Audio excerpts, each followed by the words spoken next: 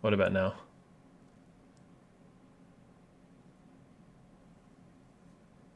All right, damn, this looks like there's one extra button to push.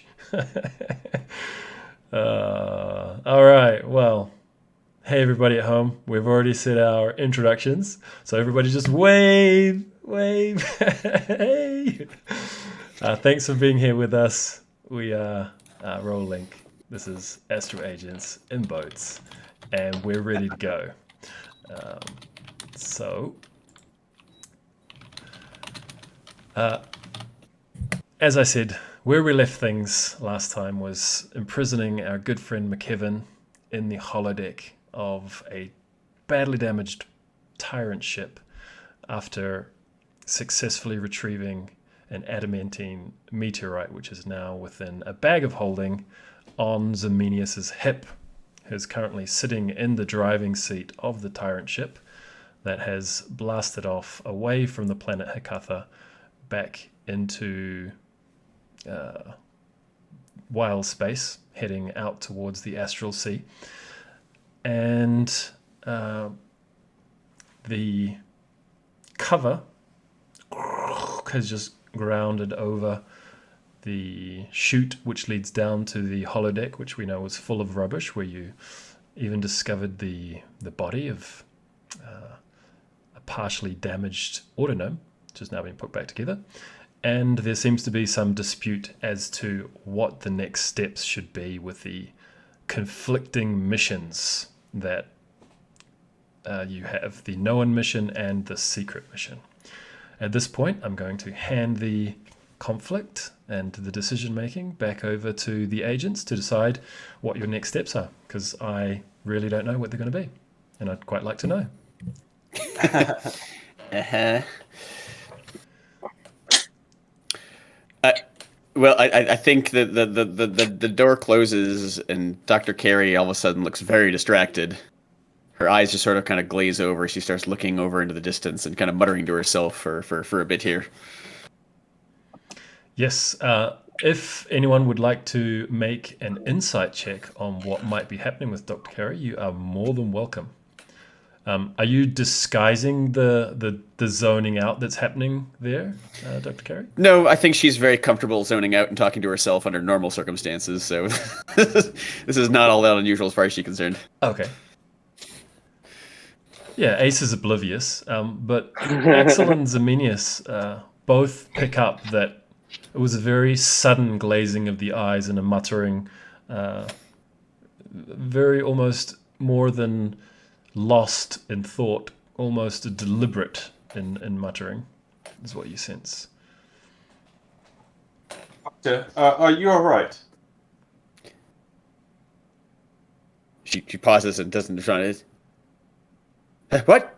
Oh, I'm fine. I'm fine. Just give me a few seconds. And she sort of does a little scooching to the side and purposely stands like right on top of the door that sealed McKevin in. She like purposely like stands directly on top of that and then loses focus and starts muttering some more. Ace, who wasn't paying attention, what was Ace doing at the time? I know that Ace had some thoughts on perhaps McKevin had been shut away too quickly, but now Dr. Carey stands on the top of the opening, blocking the way. Right, so if I noticed anything at all with Dr. Carey, I would have just shrugged like, it's scholars. But I would bring up, hey guys, McKevin said he had some way to contact. So you think maybe he had a sending stone? I think maybe we should have maybe checked him, searched him, if he was already lying to us before. Also, Rybeck was missing his rifle. That was another thing we were supposed to check out. Maybe McKevin took it. You should ask him.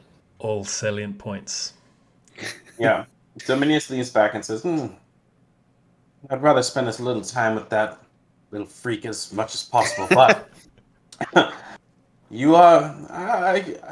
make some sense, Ace, as loath as I am to say. Perhaps we did rush putting him away.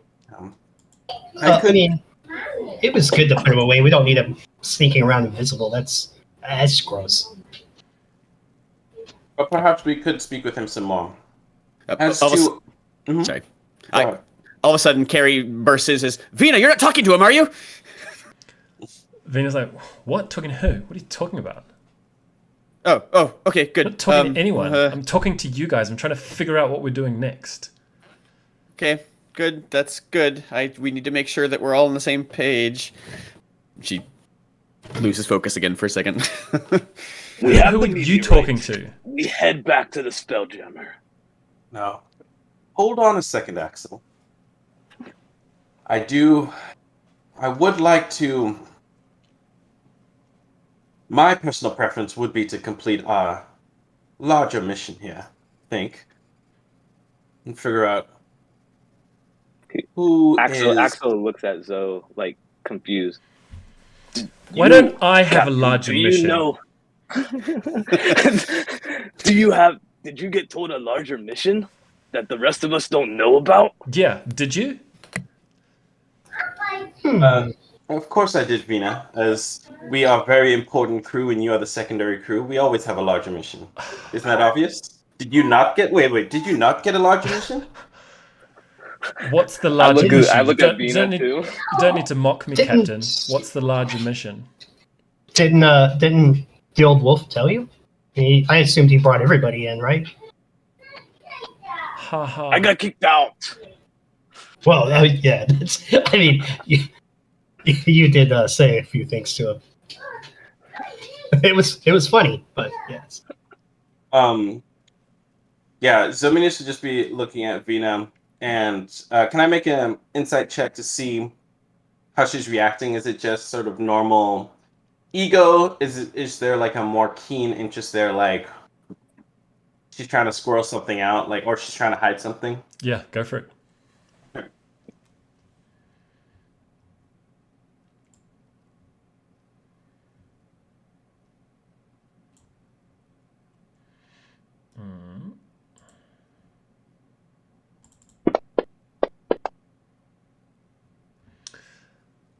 You think that there is certainly a great deal of ego involved in everything Vina does, as though she carries a huge chip on her shoulder of maybe someone who people have always thought little of and has continually sought to prove them wrong, that she's better than everyone's opinion of her. And that seems to be a motivation for a lot of the bravado, you think. And there is something else in the interest there that goes beyond that, like a sharpness of mind, not something that's hidden, but like she's not an airhead. She's sensing that there's something important going on, and for whatever reason, she's connecting it might have something to do with her too. So she wants to know if that might be the case. Okay. Zamia's just going to look at her, and he's actually going to be moved a little bit, like actually feel a sort of kinship with her, as like he's starting to kind of gather, and I think he overheard her talking about her father and stuff like that, so he's starting to gather a little bit more about who this person might be. And he knows, as one of the younger children of a Grand Royal, and someone who in some ways purposefully, but also was seen as sort of one of the least consequential children, just frivolous and not really serious. Kind of knows the feeling a little bit, so he's gonna look at her and say, and kind of look at his companions. Also, Axel, he'll kind of give a quizzical look too, like, wait, did no one actually catch him up on this? But he'll say, Vina, can we trust you to be discreet? And it's just her in the room, right? None of her lackeys, just her. No, her lackeys are there. Okay. I'll say, okay, so before I say that, I'll say, Vina, could we speak with you? Could you send your crew away and we could speak with you privately? As she kind of snorts and says, I thought they were your crew, Captain. Girls, wait for me downstairs. See, See, I was trying to show you a little bit of respect there, but noted. She's not very gracious. She's not. So you kind of like lets that slide, and they waits for them to leave. They head down the chute. They were right there. They were right there by the chute. So Okay. So they're out of the room. yes. Okay. And he says, to be clear, Vina, you are not to share what I'm about to share with you with anyone outside of this room. Can you do that?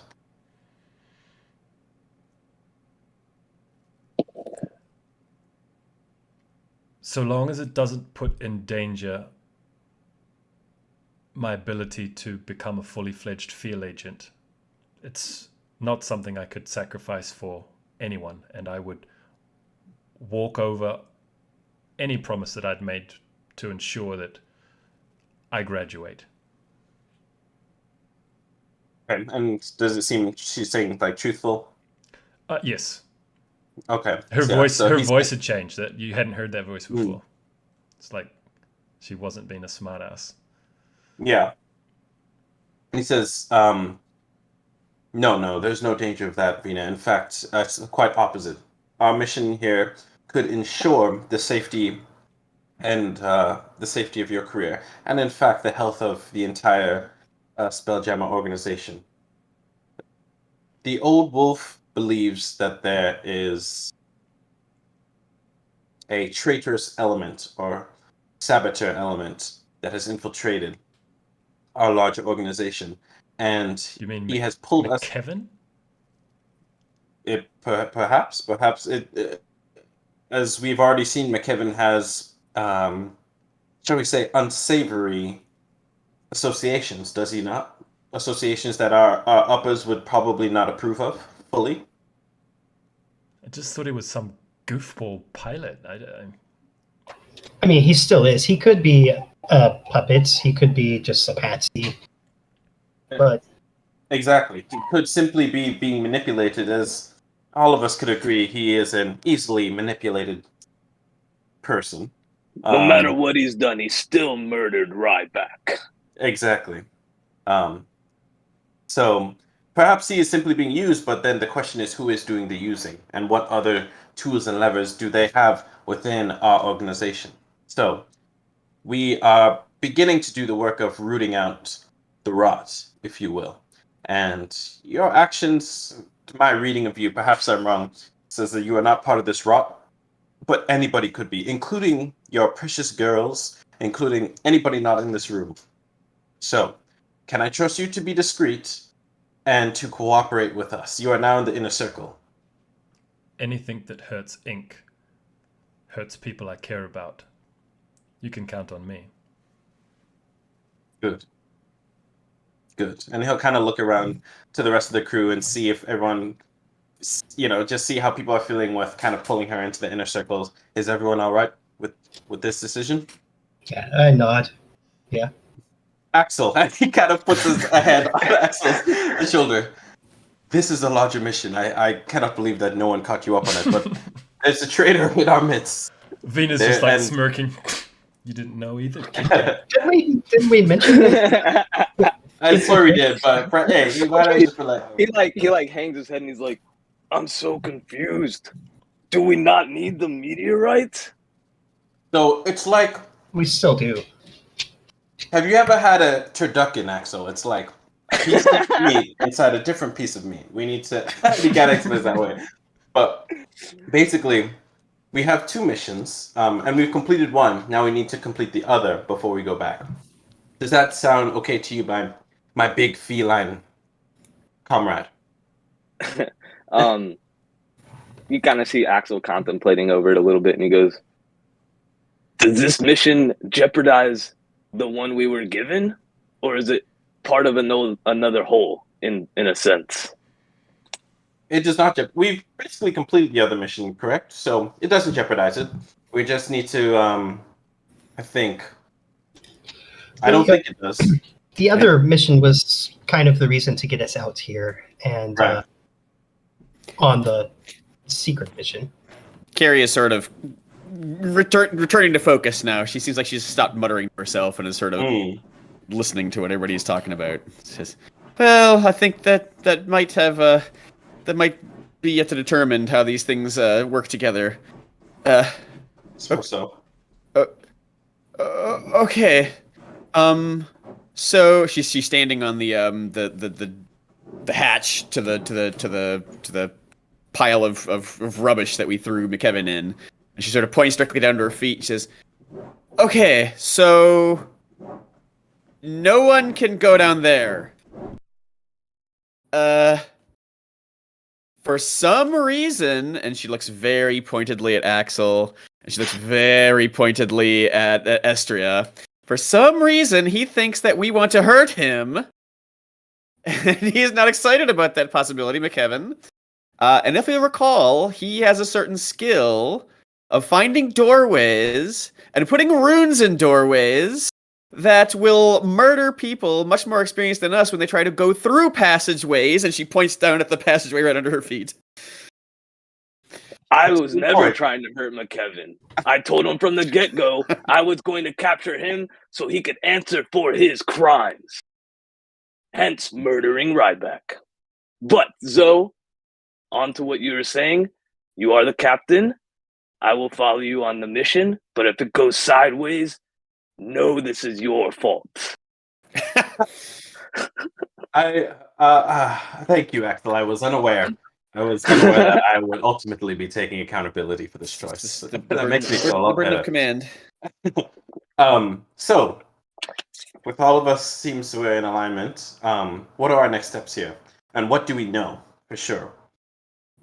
Well, we know that the Mercane are coming, and if what McKevin said in my head just now, if what he said is true, we've got no more than 2 days. McKevin was in your head?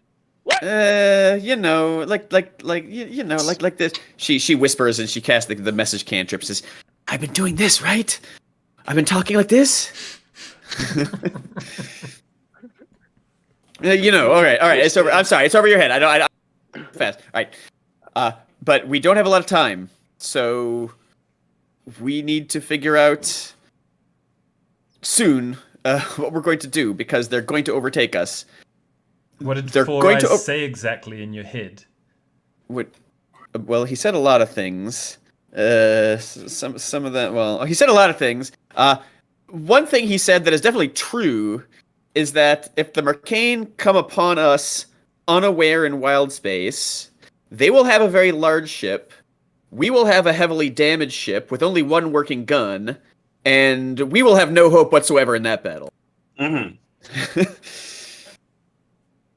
So we have 2 days basically to figure out, If we're lucky.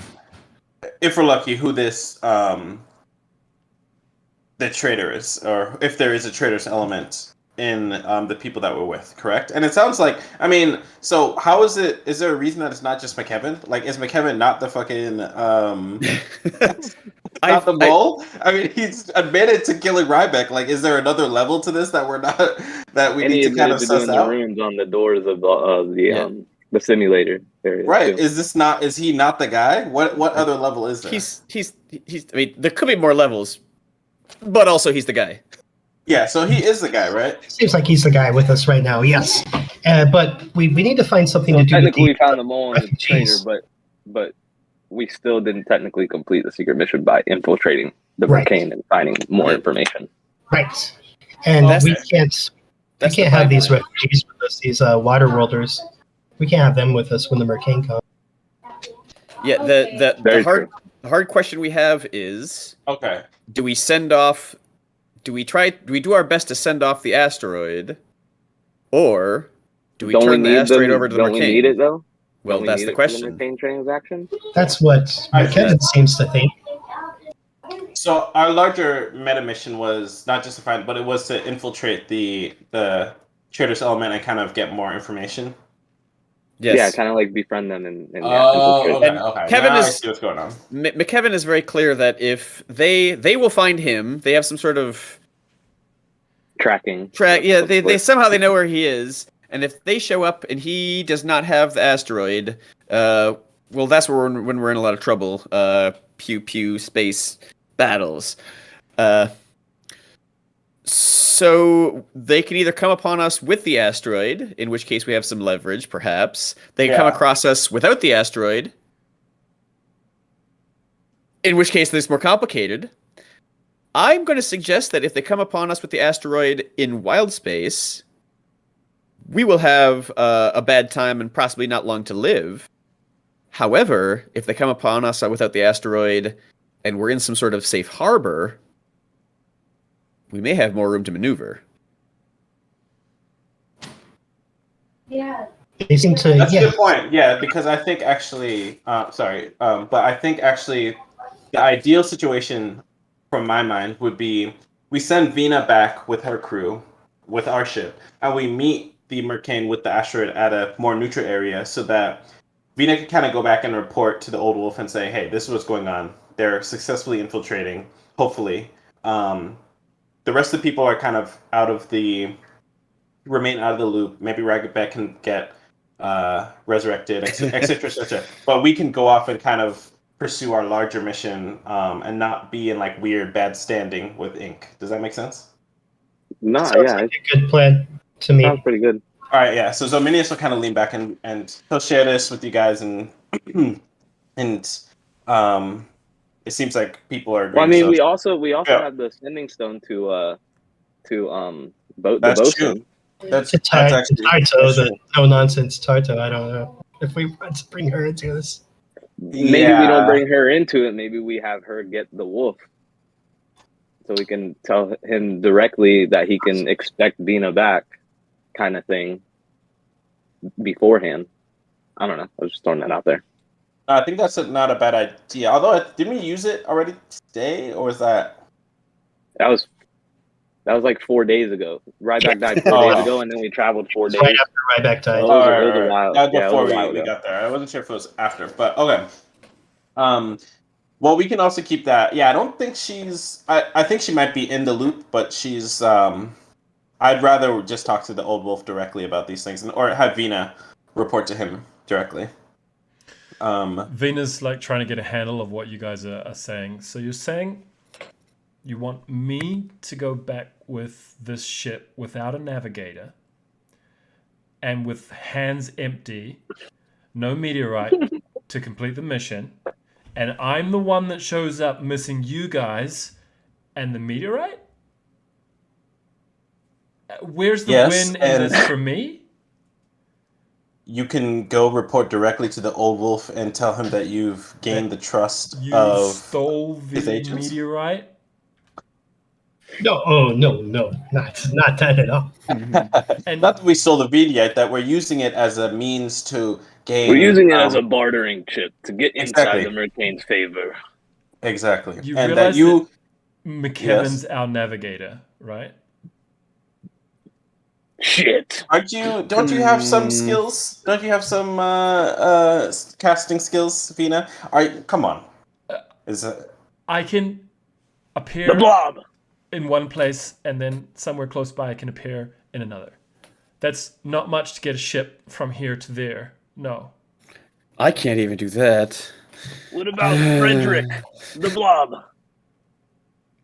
Do you think that they look like people who do magic? They're gunners. Well,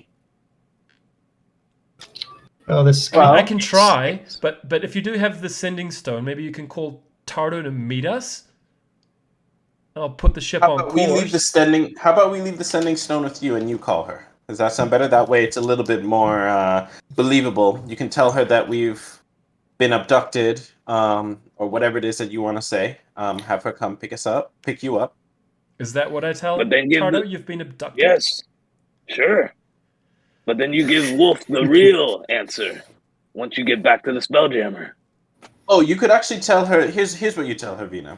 Since you need it spoon-fed to you, you can tell her that we made, with the situation at hand, that we know the Mercane were coming and would likely destroy all of us. We decided to accompany the trader to make a reasonable trade for your lives. We did not return. Just tell her that. We went to trade so that they would leave you, that they wouldn't destroy the crew, and that we haven't returned, and perhaps we are dead or in danger, but That's all you need to let her know. And then ask to return to Inc. headquarters, and you could go speak to the old wolf about the real reason. Do you think you could spin that lie? Do you think that you could handle that? Yes. Of course.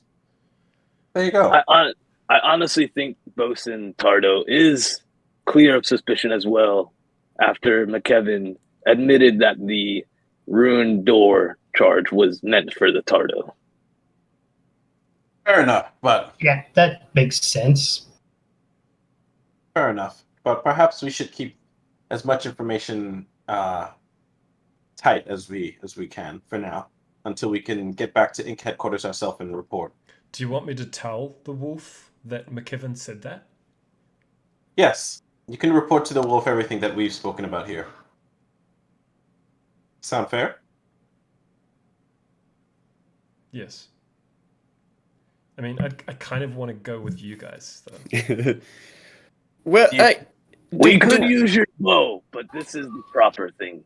does anyone know of a place where we could land? I mean, if we're calling in someone to collect Yes. you all, does anyone know of a place nearby where we could have Tart? I mean,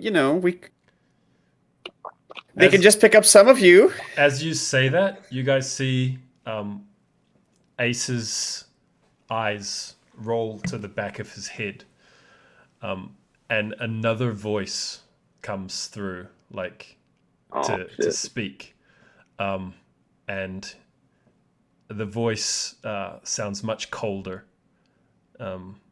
much more clinical. No joy in the voice, and the voice says, "Upside down. Down is safe.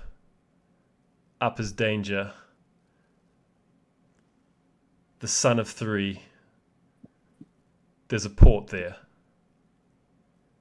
I know the way." And then his eyes roll back, and Ace has no recollection of him saying anything. What the? Get him! Tackle him! What is wrong with you people? Huh? What happened? So wait, let me make sure I got that down. Up is down. Down is safe. Upside is danger. Up is danger. Son of three. Upside down is safe. Son of Up three. is danger. Son of three. A port is there. So we're looking for. Does that? We're looking for a planet with 3 suns. It sounds like weird. As you begin to ask what was that, Ace has a sensation that he does know of a place nearby, but he can't quite put it into words. Like, he has no recollection of what just happened, but you have a feeling like you know a place.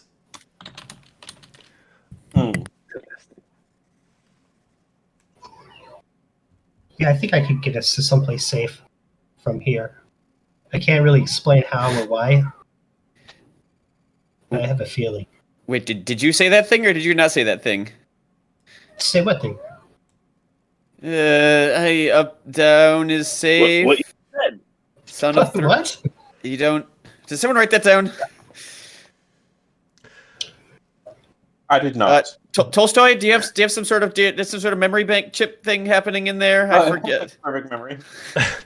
I believe that was some sort of subconscious knowledge, perhaps at the biological level, perhaps the cellular level. The current animus may be able to tap deeper into that if they try to connect further into the jar that holds the animus. I believe that is possible. Yeah, what he said, it's just instincts. Okay. Do you think you can try to connect a little bit deeper there, Ace, and to find safe port? Unless you Would you like me to give you a good shock, Ace? Ooh, we haven't tried that yet. Maybe. How about I look at a star The chart? auto gnome holds out his hands and they crackle with energy.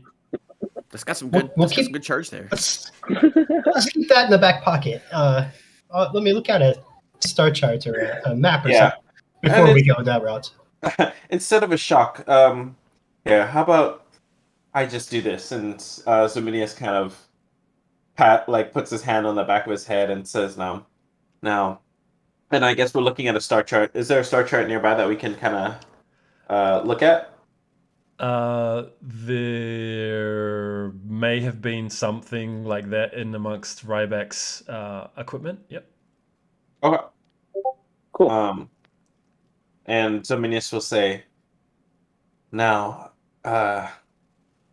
clear your mind, Ace, and allow the flame to guide you deeper into yourself, or into your other selves, and he'll cast guidance on him. Make an Arcana check with that guidance as your talent for seeing the hidden perhaps emerges. Ace or me? You. Oh, okay. Oh, I'm not breaking it. Kind of okay.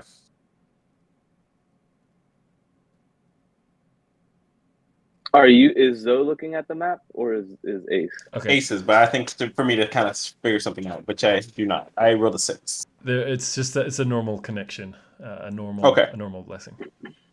Okay. Insight for me, Ace.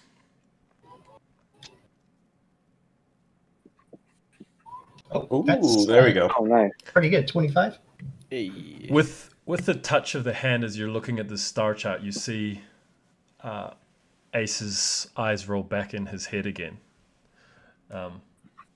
And his hand just starts like moving around the chart, and his hand falls on Hakatha, where you'd just arrived at, and he tells you in that cold voice again. He says, "Hakatha is in the realm space system." His finger scrapes across the map to like the very next system. The Dagobah system is a little over a day from here. At the edge there is a smuggler's port. 3 port. An asteroid belt locked in orbit around a tiny sun. Ant Skull, the Gourd, the Fortress, the smuggler's port. It's hidden in the eyes. Down is up. Up is down. And the eyes roll back in, and it's Ace, and the last thing Ace feels is that I think down is safe. Or is up safe? You're not quite sure. That part is a fog. But there is a momentary meeting of something deep within you. But there is one last thought that Ace feels, and that is only one of the 3 ports mentioned is safe. Ooh.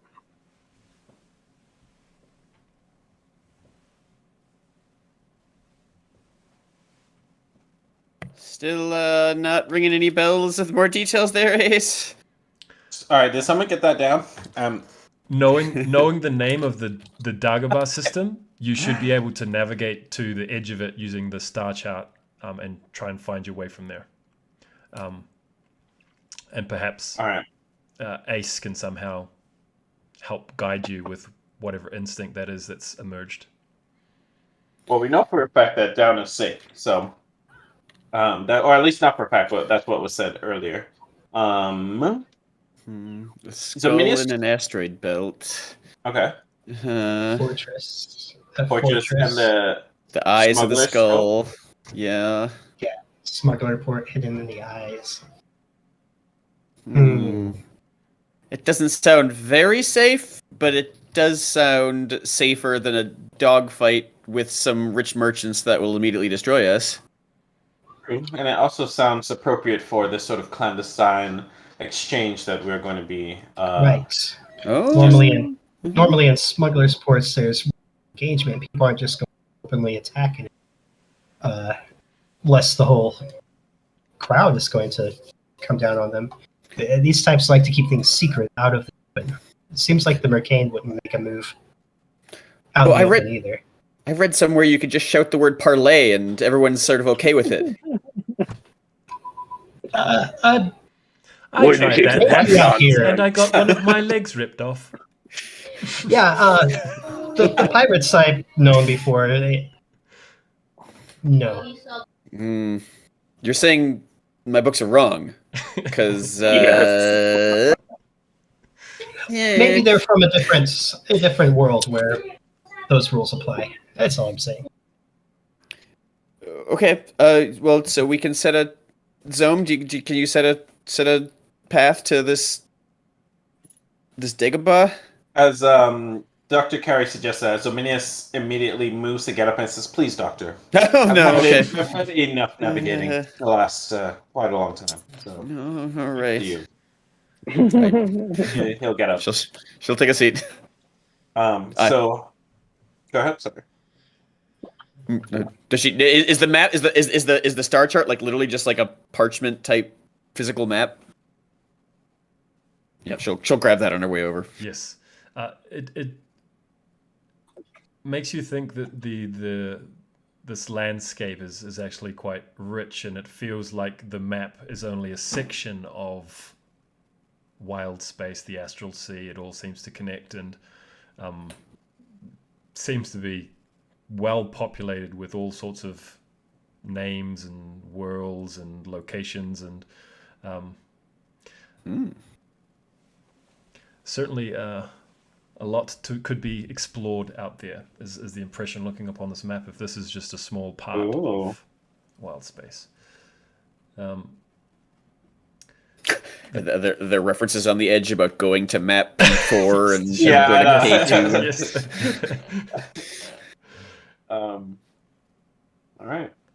So the current state, the current state. Zimish will just say to Vina that I know you'd like to come with us, but we need someone we can trust to return and make sure the safe return of the rest of this crew. So I think it's best that you return. Does that sound all right with you? I'll accept that, she says. Okay. So the current state of the ship is that it has 300 hit points, and it's lost 150 of them with the encounter with the other tyrant ship and the Dracolich. So it's certainly battered. So what you know, as far as McKevin has told you, is that the Mercane will be able to find him. He professed or confessed or stated that he's left marks all over the ship, which you wouldn't be able to find in time to remove before the Mercane were able to locate the ship. And he's told you that that interception, he's told Dr. Carey, will happen in no longer than 2 days, which means you need to reach this hopefully safe harbor before that. By the looks, that safe harbor is about a day and a half away. If you can get the ship moving at a good clip. The problem is that this is not a hammer ship, which you've trained on, and it's beholders who run this ship and get it up to speed, and they are very different beings who do not have arms and legs, that they have many eyes and rays which they seem to use to operate this ship. So tapping into it is going to be quite the challenge. There's no oars to row or sails to unfurl. So, reaching 3 ports before interception is your mission. If you choose to accept it. So, you're going to have to get 5 successes as a group, as a crew, before the crew accrues 3 failures. Oh, fuck. Those will be represented by checks made by the navigator, but the crew can aid in trying to get the speed of the ship up, but that will require locating which places on the ship are actually jamming stations, and then hacking them essentially to access the energy to increase the speed or maneuverability of the ship. Otherwise, the Tyrant, compared to your hammer ship, is moving at just at a cruising speed, really, because you don't know how to accelerate, so to speak, and it is a communal effort to increase past cruising speed of a ship. There will be an element of heading in the right direction as well, which Ace can help the survival checks by tapping into whatever it was that just emerged from Ace. You can try to work on unlocking the eye cannons before that if you want it to be more combat ready in case things go south and you don't make it before interception. And will that take away from our speed? Yes, it would initially. Yes, because the navigator would be focusing on that instead of getting going as fast as possible.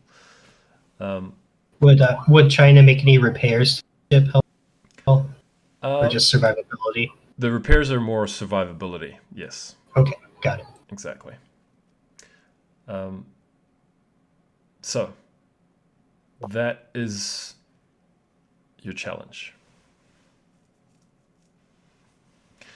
You can try to locate the jamming ship using investigation or arcana, and describing how that makes sense, of course, will influence the difficulty. Once you actually know where the jamming stations are, the hacking can be done with investigation, arcana, sleight of hand, or constitution. And at that point, once they're accessed, then you can start raising the speed of the ship or aiding the maneuverability of the ship.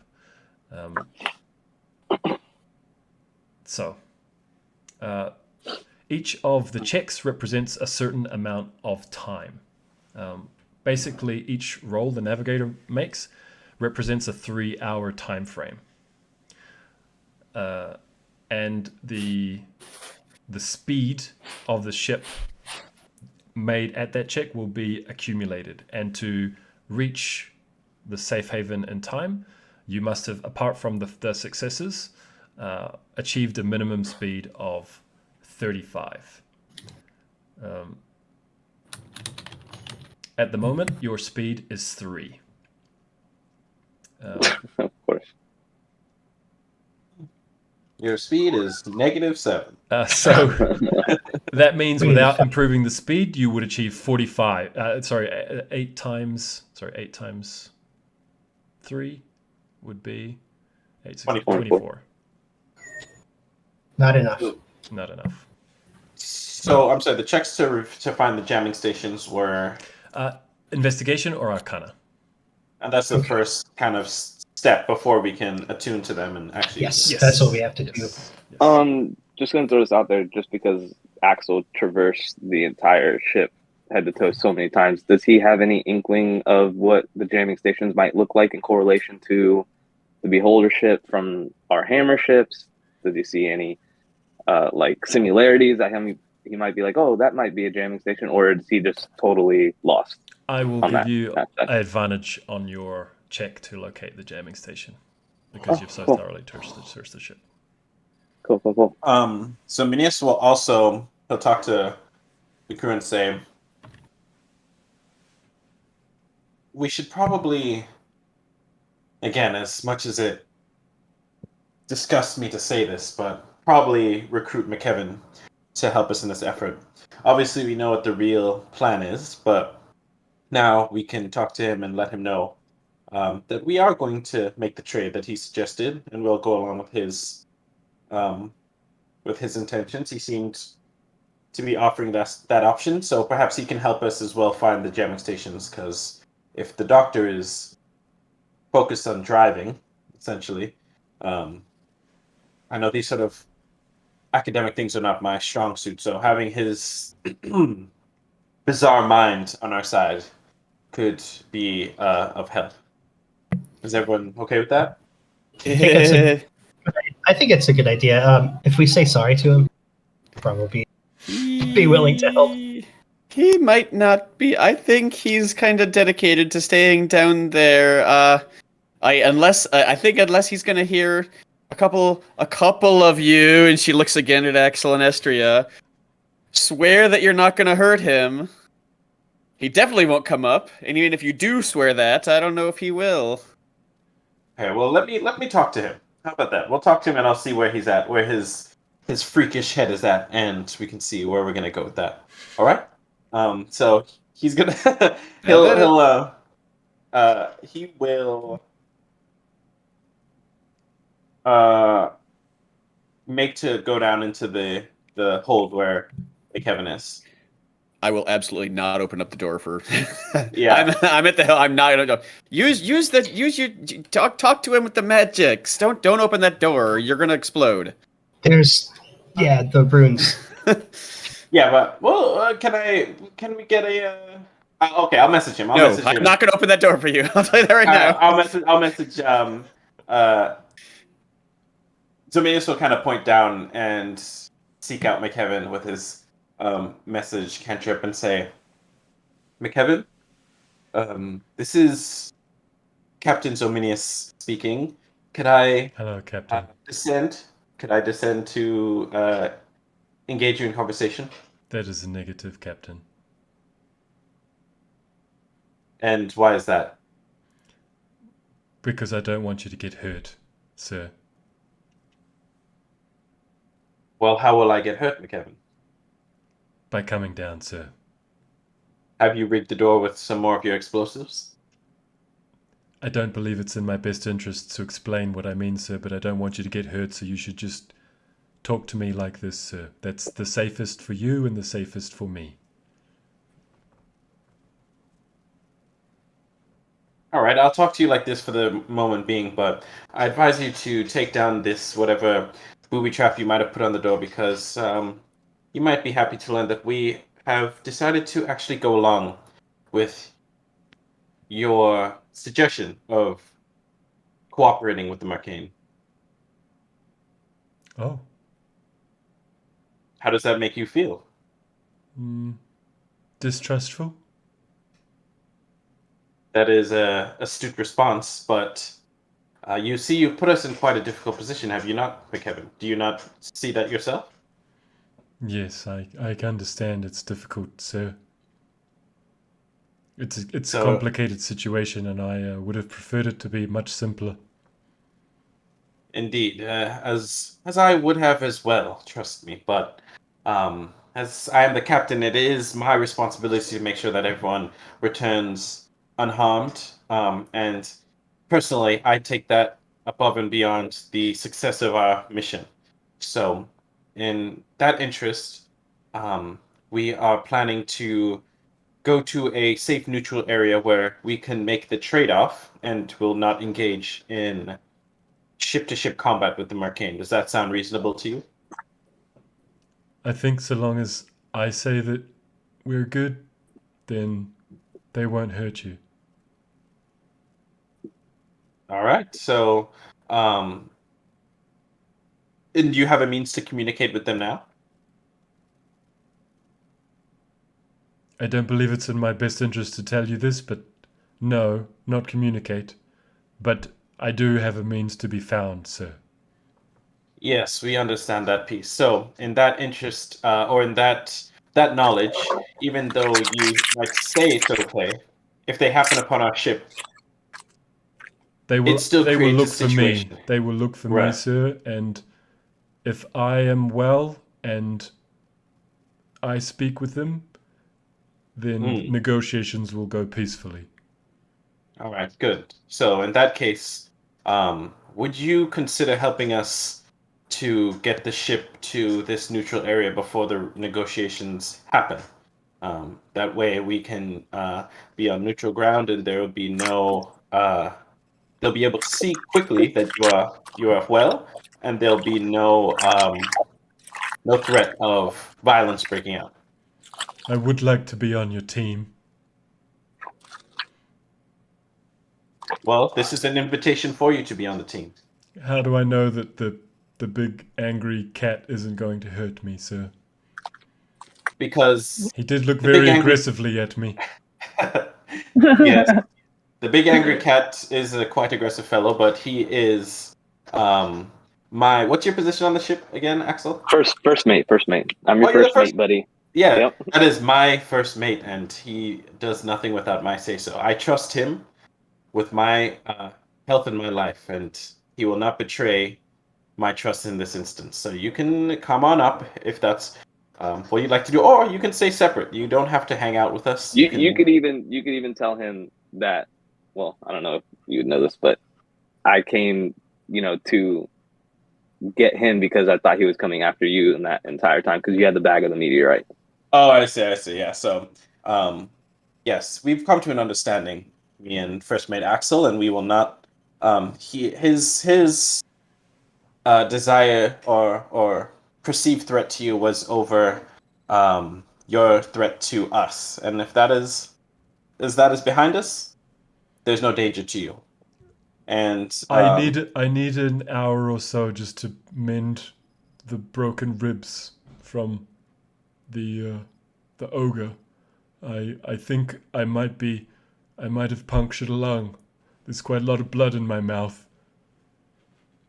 So I mean, just say, as a show of good faith, I am quite a skilled healer, McKevin, and if you allow me to work on you, I could have you feeling much better in much less time than that, if you will allow me. I really want to trust you. I feel stupid for doing this, but I'm going to. And he appears next to you. All right, burning hands. No, I'm kidding. I cast Compel Duel. Yeah. No, not at all. Zominius will pull from his packet his healer's kit and say, all right, let's take a look at you. And he will apply a use of his healer's kit to McKevin and heal him for 10 HP. All right. So maybe wrap up the lungs, and if it seems like he's still hurting, he will. How's he looking? Yeah, he's like that's much easier to breathe now. It's I think it's a pain I can. If you're not gonna hurt me, if anyone's not gonna hurt me, I should be okay. All right, You do have a bag. You do have a bag of holding full of potions as well. Yeah, but I'm not going to use that on McKevin. Come on. Easy come, easy go. Yeah, that's true. I'm a terrible hoarder of potions, so you should use those at some point. But I said, all right, so McKevin, what we're looking for are the jamming stations on the ship, so we can get to this place as quickly as possible. I believe in you. I'm sure that you're capable of doing that, and no harm, no foul. You're very capable. You had a clever plan, and you did put us in a bind, so I respect you for that. And he will give him a bardic inspiration. The little flaming butterfly kind of starts flying around him as he says that. Okay. I'm gonna let you make All the right. roll from McKevin. This is a roll in contribution for locating a jamming station. Yep. You've gained advantage. McKevin's You're Nice. essentially helping McKevin. His Okay, great. Arcana is +6. Ooh. All right. All Nice. right. And then he'll also, because it only lasts for 10 minutes, you might as well just throw that D8 on top. Or D6, sorry. Yeah, I think it's still a D6. Level 4. Ooh, Oh. it gets a 30. 30 Arcana check. McKevin's like, I actually located Wait. that yesterday. There's one over here and one over here. He locates 2. See, McKevin, we're working together. We're a team. All right? And then he'll kind of zoom in, so kind of look at Ace and Axel and kind of give them like a nod, like, all right, they're your stations, fellas.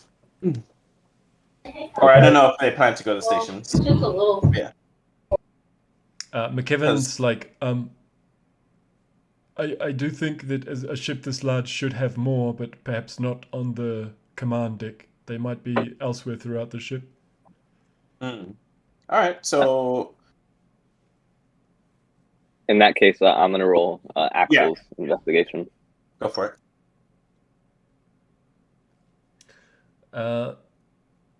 At first, you're like trying to think if you'd seen anywhere similar, but it's nothing's in the first. Okay, so time's starting to pass now in hours. Now that no one's going to do anything to McKevin, right? You're being honest. Yeah. Okay. So let's go into chunks of hours now. So that's like the looking down around the deck in the bottom areas. You're not seeing an immediate correlation of what it looks like that McKevin's just identified. So you've only, for the first 3 hours, you've only got those 2 available. But they still will need to be hacked to actually be able to use those jamming stations. Once they're hacked, then anyone can use them to operate them. Okay. So that can be either to hack them, investigation, arcana, sleight of hand, or basically getting through the pain with constitution. Well, that's what Axel will be doing. Axel's been out looking for more jamming stations in that No, first I series. know. Not I'll right try. now, but- I would like to try to unlock one hand, just kind of prodding and just trying to find out what does what quickly. Poking at screens, buttons, whatever there is. Go for it. Could I basically set McKevin to be like, all right, this is your station. Can you make that usable? And just kind of stay there. 22. Yeah, I'm gonna let you use, if you want to use one of your like persuasion skills or diplomacy skills to represent an unlock, then you can substitute that by you using it through McKevin. Okay, nice. Nice. All right, yeah. So he'll One of the stations is unlocked that you've started fiddling around with things and like a jigsaw puzzle. Oh, I see. This goes here. This goes here. If I twist this and then I turn this ball, I think you have to. My luck has run out.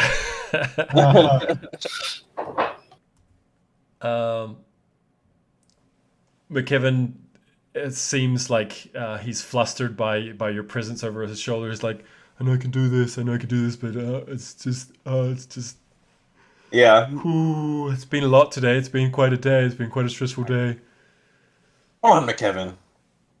Well, yeah, so Minif maybe loses cool for a second. Then he's like, all right, let's just take a break. Let's take a break for a little while.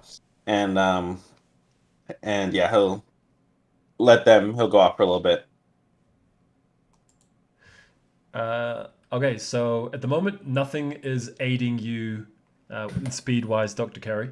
But Right. you still have to either use your Arcana or your Survival to head as well as possible in the right direction.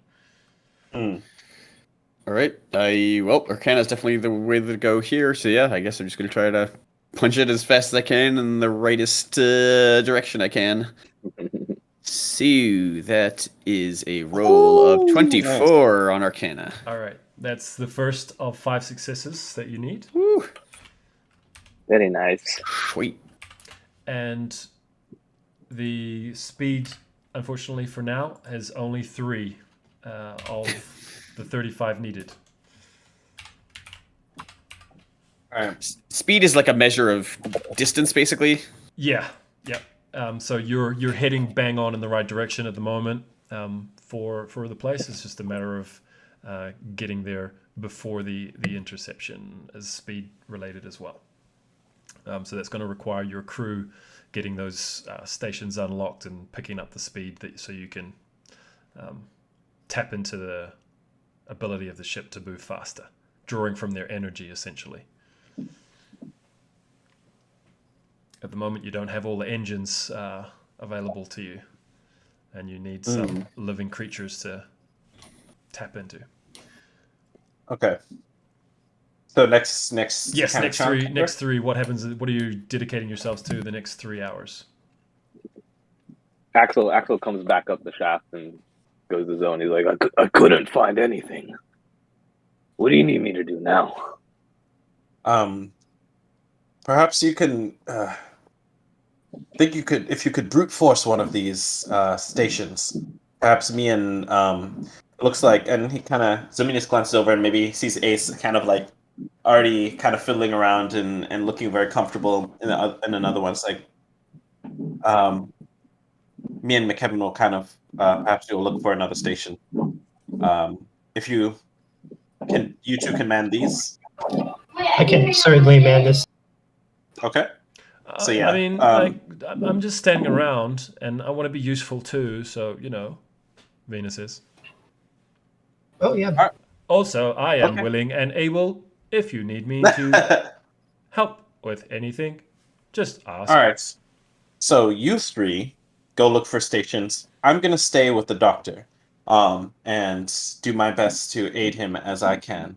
And maybe Zominis is gonna go kind of stand behind Dr. Carey, and you see like sort of heat ripples off his fingers as he kind of lowers his hands to either side of the doctor, and basically just gives him a continuous guidance as he's just like focusing on the doctor. So you three go unlock, see if you can find another station. I'm gonna make sure the doctor stays calm and collected. Hey, So that's what he's gonna do. Tolstoy, were you some sort of assistant on this ship with the beholders? No, I was captured by the beholders, who enslaved my owners and tore me apart and left me in the junk room.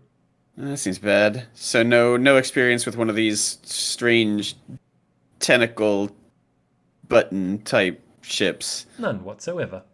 Well, all But right. I can do my best to learn. Well, learning how the engines work and where the energy goes in and where the energy comes out, that seems like an important thing for, moving us faster. I see. So we need to find more areas like the one that McKevin discovered here in other parts of the ship. Is that correct? Let's say yes. All right, well, I shall accompany the others and see if we can find any more.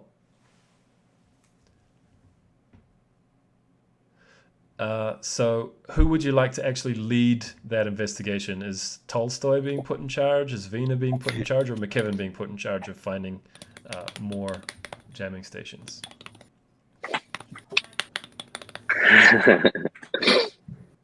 There's kind of arguments for each of them.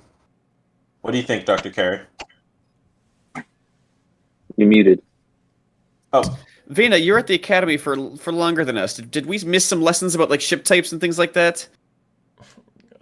I mean, we didn't really cover tyrant ships, though. Like, this is a bit of a weird situation, honestly. I agree. correct. What do we know? Do we know what these stations do? Like the jamming stations are usually like some for guns and some for engines and things like that, right? I mean, in general, what they're meant to do is like make sure the ship is, I guess, space dynamic as possible, and make sure that the navigator can tap into the full energy of the ship with the energy of the crew.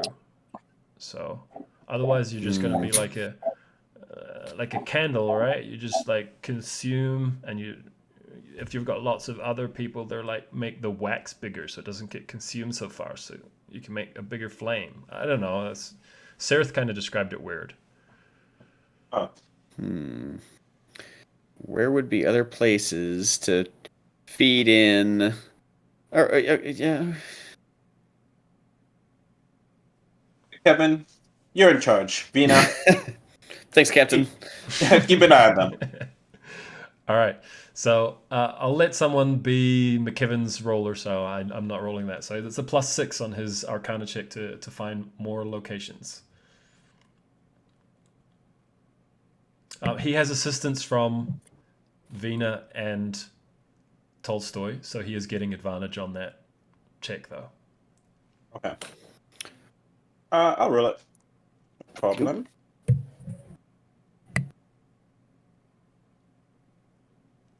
Okay, 19.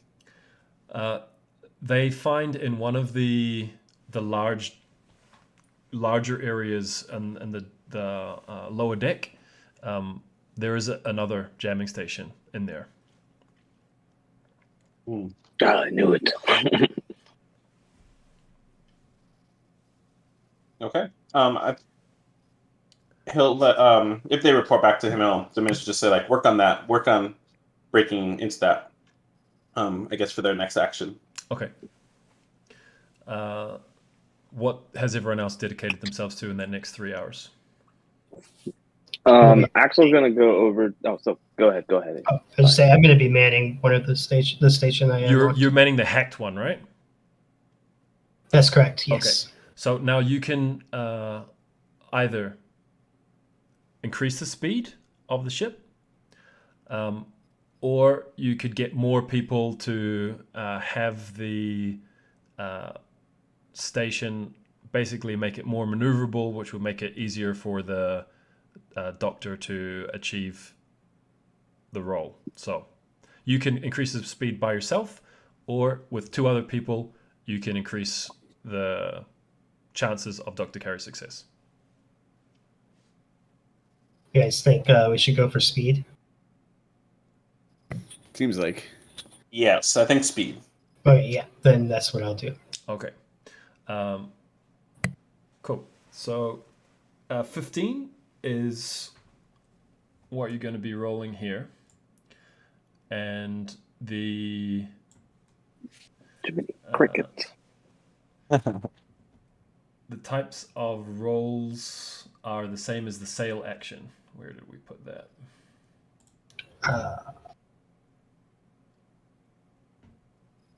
Sail action. I thought it was like athletics, acrobatics. Yeah. Yeah, I'm looking at. I can't remember the other. That's pretty much the only one that pertained to me. Pretty much, that's the only one that I really remembered.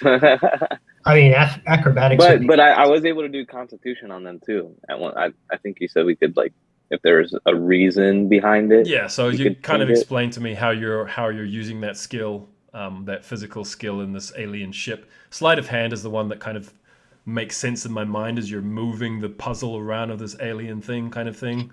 I mean, that's how I got it unlocked. So yeah, I think that makes sense for me to continue, tracing these weird sigils or moving these crazy eyeballs, whatever it's going to look like. Let's keep doing that. And that's a 14. Yes. Something stuck. I'm trying to. You almost got it there. You almost got it there. I think I'm figuring it out. Can I ask a question? So when he raises the speed, if he stays there, will the speed stay? Yes, and raised? someone else could also like take over and just do what he's doing and like replace him, so he could go somewhere else and actively do something. So you could use you're able to use Fred and Cricklet as well to come and man places, and then you can be the ones that are like getting it going, right? Once you've got it going, that's the hard part.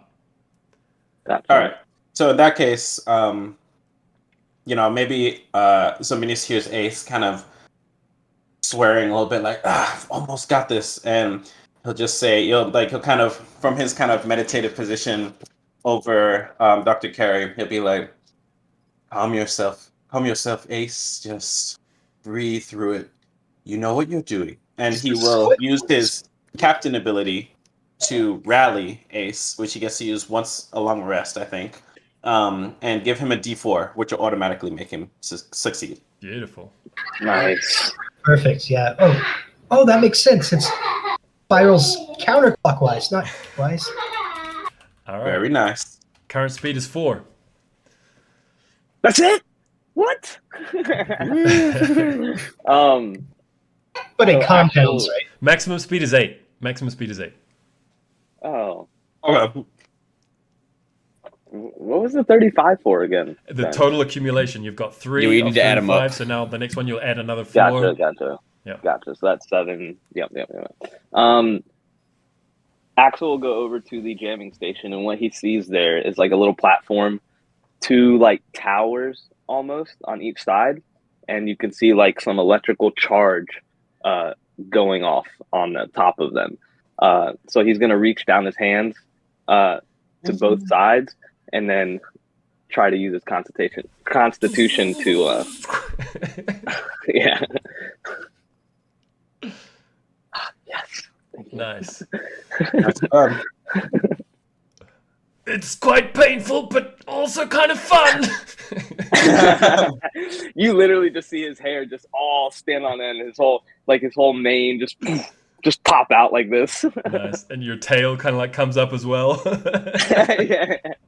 Oh, sorry. I actually have to roll. I have to roll to get the rally. So I have to roll a persuasion. I have to roll a persuasion check. All right. Well, Get that DC for 50. remembering that, have inspiration in any case. So the first one Okay. can be done with advantage if necessary. All right. Okay. Sweet. Okay. Not I made it necessary. to So keep 26. the inspiration for remembering your captain ability. All right. Hell yeah. Okay. Excellent. Going well. So second jamming station unlocked and can be used in the next 3 hours to also in the next lot of time to increase speed as well. I think that is everyone. Yeah. Okay. So you're guiding Dr. Carey as he makes his important check, right? The second Yep. check. Okay. So back to Dr. Carey. All right, another Arcana. All right, soaring along with. Oh boy, did not help. I rolled a 10. What's the DC? The DC is 15. Not Damn. even close. Can I give him my inspiration? Yes, you can. Take my inspiration.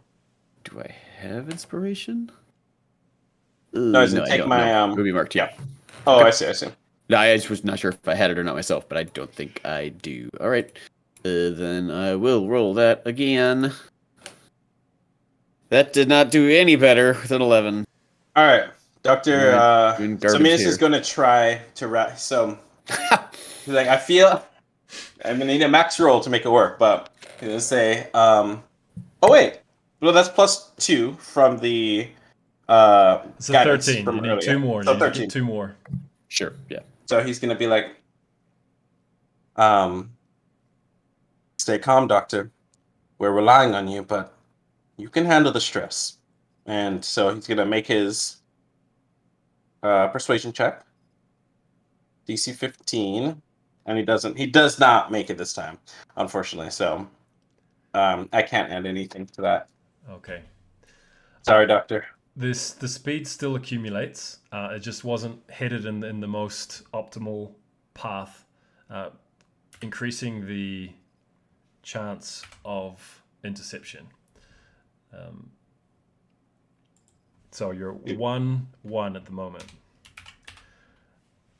All right. All right, the next 3 hours.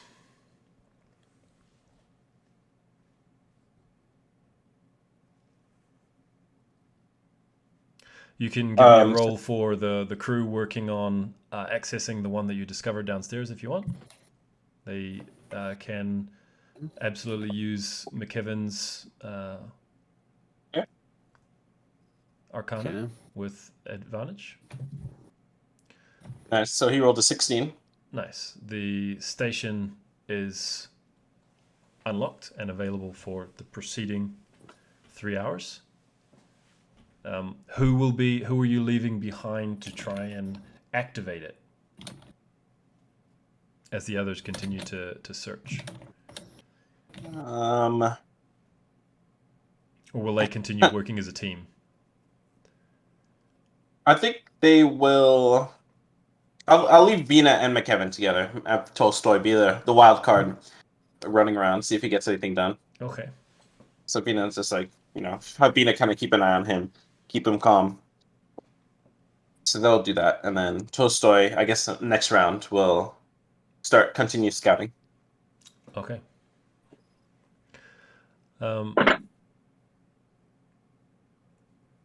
The station that Ace is at could be taken over by someone else. Now, you could call in Fred, you could call in Cricklet, you could call in one of the twins, take over, like show them what you're doing, and then you could go and do something else. You're free to do something else. You've got it. You've done the hard part now. Yeah, I'll call over Cricklet. I'll say, hey, Cricklet, come here. You see what I did here? I just need you to sit here and continue to do that. He's like, I have 4 arms. This is easy. You got it. Nice. So you're free to do something else now on this next 3 hours. Cricklet is making sure that +1 to speed continues. I would like to help whoever's going to man the one that Axel unlocked the station. So I'd just like to help whoever's going to try to man it. Or I could try to man it if we want. I was going to try to do it myself. I would definitely give you all giving Axel advantage? Yes. Okay, cool. Yeah, even if he's like doing something physical, maybe I'm just. All right, you got no. this. That actually works perfect. So Axel being there, standing there, being like not electrocuted but energized this entire time for 3 hours, notices that these towers have joints at the bottom, and he goes, Ace, I need your help. Come here. We're gonna put the top of the towers together. They can reach. So he's gonna get on one side with Ace, and they're gonna try to connect the tips together and have it fully energized. I'm loving the creation of the stuff you're making up. So have inspiration in case you need it at some later stage. It's dangerous as hell. I love it. Yes. Nice. And that'll be for speed specifically. So it's getting full juice, full power through the connection instead of going through a diffused source like my body. So that'll be for speed purposes. Speed is 5. Speed is 5. Just need to get the ship going in the right direction. 5. All right, so Minas is going to keep guiding Dr. Carey. And then, so you guys have that station going. Do you want to set one of the other crew members in there so you can keep doing other stuff? Yeah, it should be pretty easy to hold it there now that it's, I would think. Fred's like a plasma. He's like, Fred. I'm not scared of being electrocuted. He just coats it with himself and just kind of like, oh, this is kind of like a massage. This is kind of nice. Love it. All right, next. Just throwing this out there, maybe next turn. I don't think I can do it now, but Axel has the Outlander background, so his feature is a wanderer, and he's very excellent at like remembering maps, directions, things like that. Maybe he can help. Like I said, maybe not this round, but maybe next round. Maybe he can help like put Dr. Carey in the right direction somehow. Okay. Yeah. Okay. Cool. Ace, you're with Tolstoy. He's looking around the bottom for other stations to man. Do we have a sense of how many of these stations there must be in this place? No idea, Doctor. No clue. I'll give you. As the navigator, have a free. Yeah, I was gonna say, can I like reach out to try to figure out if it feels like there should be more? Okay. Yeah. You said investigation. Yeah, I think so. Did you say with advantage? Yeah, why not? Good idea. Yeah, sure, why not? Excellent. Right. I'm just gonna ask that question. I got spaceship brain. Whoops, I used the guidance. That's okay. You can. 17? He's continually guiding you. So. Yeah, you think There might be five stations. total. Yes. So having discovered 3, you think there could be another 2 to be discovered. Well, where haven't we looked yet? There are passages of to the ice those docks? like extra big docking areas. There are another 2 like open area, like more open areas that are connected down on the lower deck. Yeah, Right. I'd go down and help Tolstoy with the next search. If I could. All right, but let's. That was just a free check. Now let's get the ship going in the right direction as well. The real deal with the Arcana. So this is round 3 navigation check. Yes. All right, here goes. That is a 24 Beautiful. All right. at All right. speed 5. All right, you've got 12 out of 35, 2 out of 5 successes. After the next 3 hours, you guys are going to be like hitting the upper limits of needing to actually rest after your day's activities on Hakatha and 9 hours now of navigating the ship.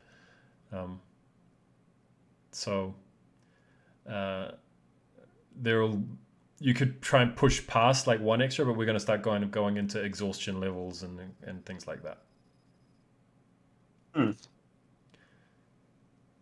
Okay. I think you're You're muted. Should we be doing on a proper naval ship? We sleep in shifts. You could do that. We could. Would not sleeping give us a pretty significant head start or like ability to get there before we would have otherwise? Yeah, I've kind of factored in the idea that you'd need to have at some point, like you're going to each need to A long rest, rest, whether yeah. that's in shifts Yeah. or not. So that's not going to be like a hampering of what I've already worked out. So if you want to push past that and risk exhaustion, then yeah, I'll give you advantage of getting there. And Okay, it's just an option.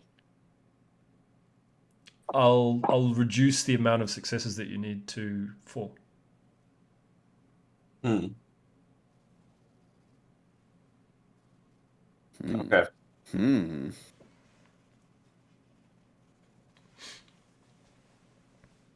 But we still have at least one more shift. You could push past it if after this last shift. Yep. Okay, and then so we'll keep it going for now, and then we'll see kind of talk and see what we need after this. All right.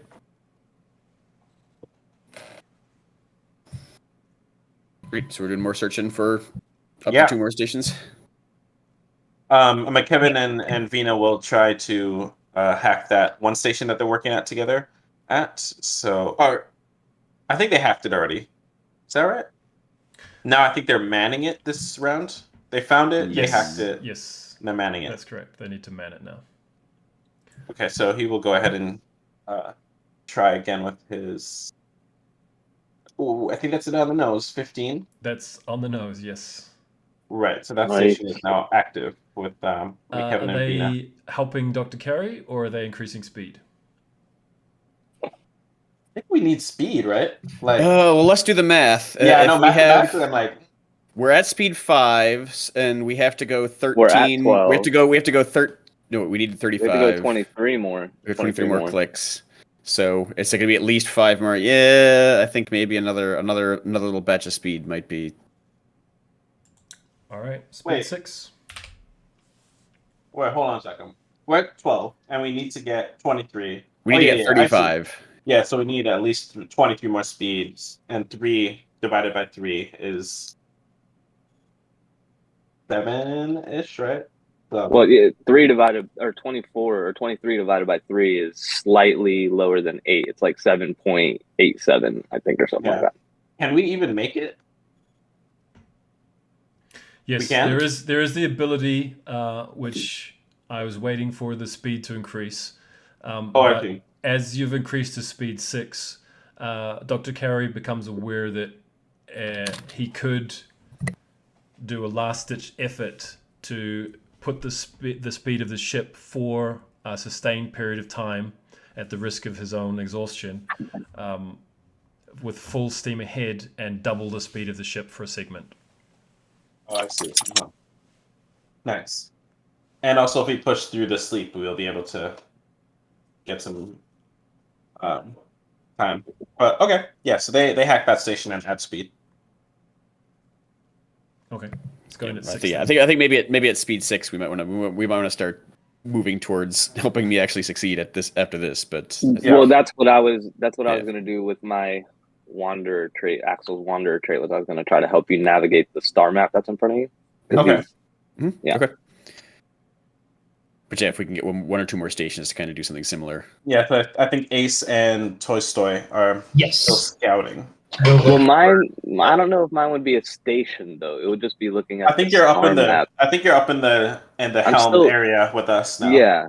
You start doing Zominius' creepy thing where you put your huge paws on each side of my head. No, I think he's just like pointing shit out, being like, "Well." I'm like trying to point it out, and you're like, "Move your fucking hair." Yeah, we're all just like touching Dr. Carey. Yeah, I think I'm imagining what Axel would need to do is kind of like take the star chart and kind of go up to one of the lookouts and kind of go, actually, this is where we are, and like figure out physically where the ship is. Right. Yeah, And then with perfect. Yeah, messaging that'll from work. Dr. Carey, like just Okay. tilt a little bit. That's gonna get us better angle there, kind of thing. So like Right. the lookout map connection from rather than just be like a mental. No, that's thing a for perfect Dr. Carey. explanation. Right? Yeah, I like that. Yeah. That's what he'll do. Okay, Give them help. nice. Nice. Definitely. I think that using of that trait three just degrees automatically left. gives Dr. Carey 4 advantage. degrees up. Cool. Very nice. All right, Tolstoy, we got to find another one so we can make us go faster or give us more stability. Okay, I think I know what I'm doing now. I know you do. I've seen them. I think between us, we can find one.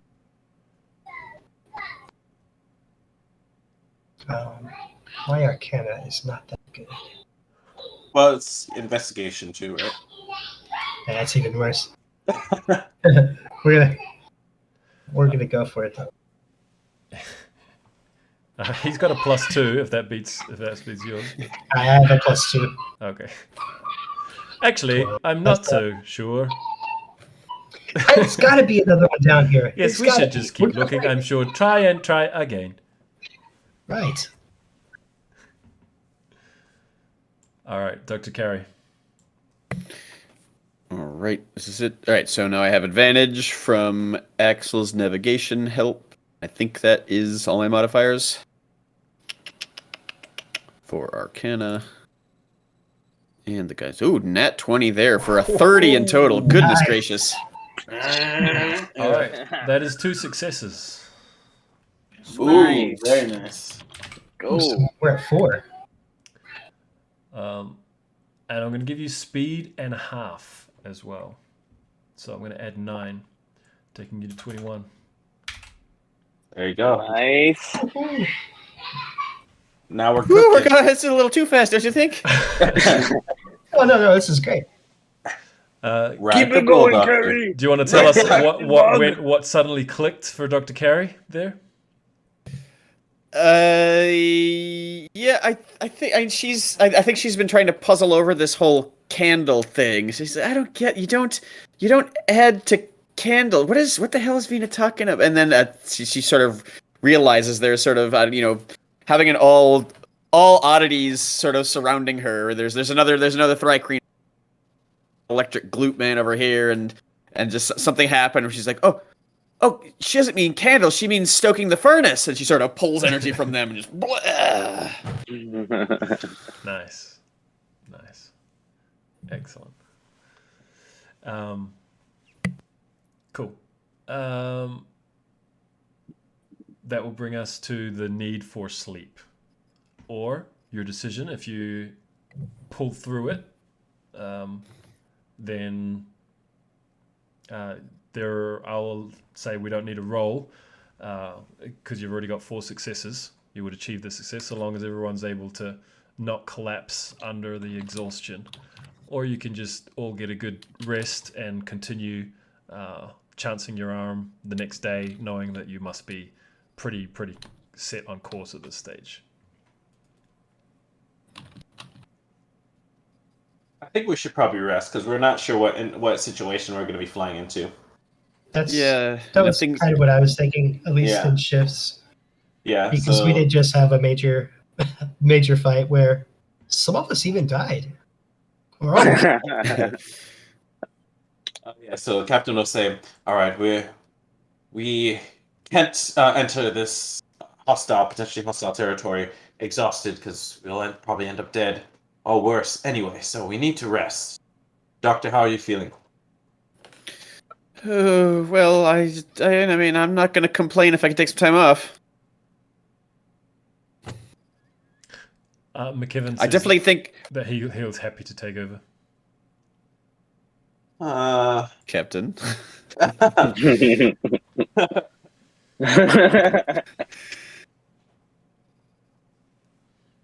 Yeah. The captain, Dominius will say, "Okay, you can." Estria as well has been resting this time. Yeah. So I'll say, "Estra, watch him." Tolstoy probably doesn't need any sleep on Vipity. He could maybe Yeah. Von Bippity and Keep an Estra eye will on kind of things. stay guard. Estria is spell capable, so she could actually navigate instead of true. not true, at probably true. the speeds that McKibben could achieve, but he could keep the ship moving steady and not risk any whatever McKibben potentially might have in mind, although he might just be innocently offering his assistance. Yeah, Yeah. is there... sure it's that. And no There's like, perfidy. I mean, you were communicating with the other tyrant ship, right? Like that's something the navigator can do is send out messages to other ships. When you're close enough, absolutely. You're close Yeah. enough. Okay. So in fact, I'll have Estria. I'll be like, no, McKibben. All of us will rest. Estria has been resting, taking her rest so that she can take over for us. And Tolstoy will man a station to kind of assist in that, and the rest of us will rest for now. Okay. Mhm. So you've all gotten a long rest. Very nice. Nice. However, Yeah. your sleep this evening is disturbing. There are some vivid dreams that seem foreign to your mind. So I'm going to roll a dice. And Kabuki's 1, this is 2, Gooni's 3, Win's 4. I mean, I'll just go first. Let's do it. Let's do a random. Win, tell us about Dr. Carey's dream. Dr. Carey has a dream. So Dr. Carey sort of sees herself in Thrycreen form, which is strange because I think her dreams so far have definitely all been in her sort of usual elven life. And she's sort of walking in her buggy body along a row of like prison cells. Like there's a door, you can see some sort of strange creature inside the one door. Past it, she's walking at a very brisk pace. She walks past another door and another door, and finally she comes to one door, and she sees her bug hands reach out and open up the door. Walks inside, and there's this sort of wiry sort of old-looking man inside, but he's got red skin and he has horns on his head. And he sort of stands. This creature sort of stands up, and Carrie sort of feels herself move right up to this thing and presses like nose to nose against this sort of devilish man, and you can like smell the sulfur rolling off this guy, which is strange because usually you can't smell things in dreams, I don't think. But she definitely has this sort of wisp, and she hears a voice saying, "It's time to go." And this sulfurous red man sort of smirks and says, "I don't think so." And Dr. Carey just shoves this person down and just as hard as he can, sort of just throws him against the wall. And the man sort of hits the ground and stands back up. And again, Dr. Carey sort of looms over this man, just nose to nose, really sort of just manifesting just sort of strength over this guy. And the Dr. Carey again says, "You know the rules, move." And this devil man sort of smiles, says, "Fine, fine, fine. We need to keep the proper order around here, don't we? You know, don't you?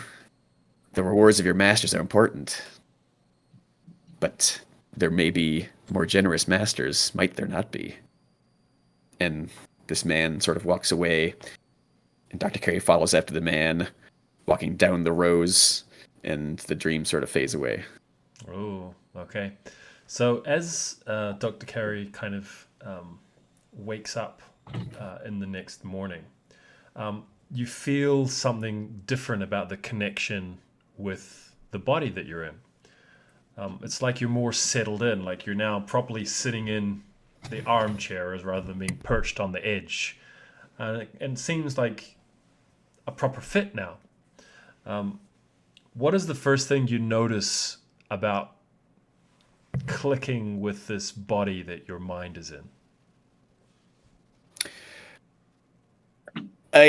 Strangely, so after this dream of just being this physical presence that she has never been used to, strangely enough, the first thing she notices is completely mental.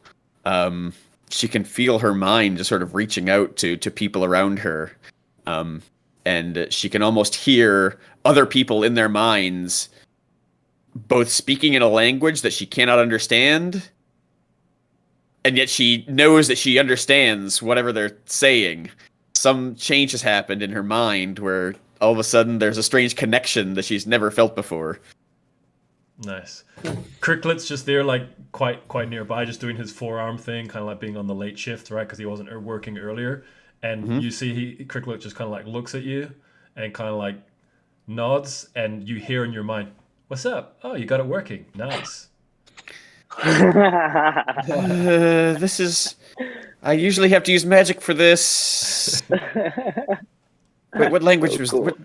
Oh, no, there's no language. Okay. His mouth's like totally not moving. It's like, no language. This is just pure telepathic connection.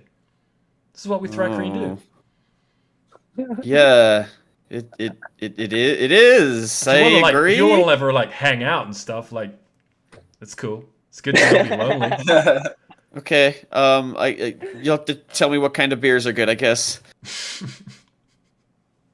And she sort of probes. There's probes her mind out. Then she realizes, wait, it's not polite to like do that, is it? Oh, that'll take getting used to. He's like, no, not really. Just like, try not to poke around. All right, Goonie, tell us about Ace's dream, his disturbing dream. All right. So I'm standing on the deck of an astral ship. It's smaller than it's like maybe a skiff, and all around me there's just blood, body parts. There's dead Hadozi, dead astral elves, and I'm holding this big it's like a great sword, but it's silver and it has a curved blade. Just hacking, cutting swaths through these sailors on this astral ship. And all around me there's other Gith, and they're all doing the same, just completely butchering this crew. I have no idea who they are. I know that the Gith are with me, and we're taking this. It's ours. We're taking whatever's here, burning the rest, because that's what we do. We have to survive. And there's no feelings about it. It's just violence, mindless violence.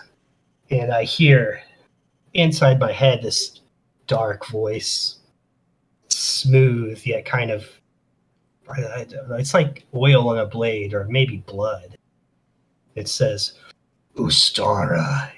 And I know that's my name. For some, it's not my name. It's not Ace. It's not my name, but it's my name.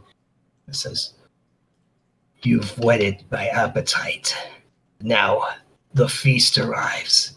And I look up into the multiverse. This portal rends open, and these black ships with black tentacles just kind of wildly going around just jump in. And I look around at my crew and say, all right, man, the guns. This is inside my head. I don't know what these ships are. I've never seen them, but I have. And the word Mind Flayer. Not scared, but there's some loathing there. This deep, like, it's more than hatred. It's more than. It's so intense. And then I wake up. I'm covered in sweat. Nice. Breathing hard. Very cool. After the panic subsides, you notice the same thing, that your click, this body feels like it fits. What is the first thing that you notice as your body clicks for Ace? It's similar to what Dr. Gary described. There's something in my mind that's a little different, maybe a little more. And I feel like I can kind of will something to move if it's small enough and close enough. And so I kind of reach out, and a mage hand, I just lift up Cricklet's cap off of his head, just to see if I can, because I was just feeling this weird feeling that I could just move anything if it was the right size. Nice. He's like, whoa, what's, yo. Oh. Turn it back down. Nice. And then I probably am going to do that to everybody I see. Beautiful. Beautiful. Can a mage hand give a wet willy? I think so. All right. Kabuki, are you there by any chance? All right. So, Viz, tell us about Zemenius' dream. All right. So Zemenius' dream, he, in the classic fashion of a dream, he finds himself walking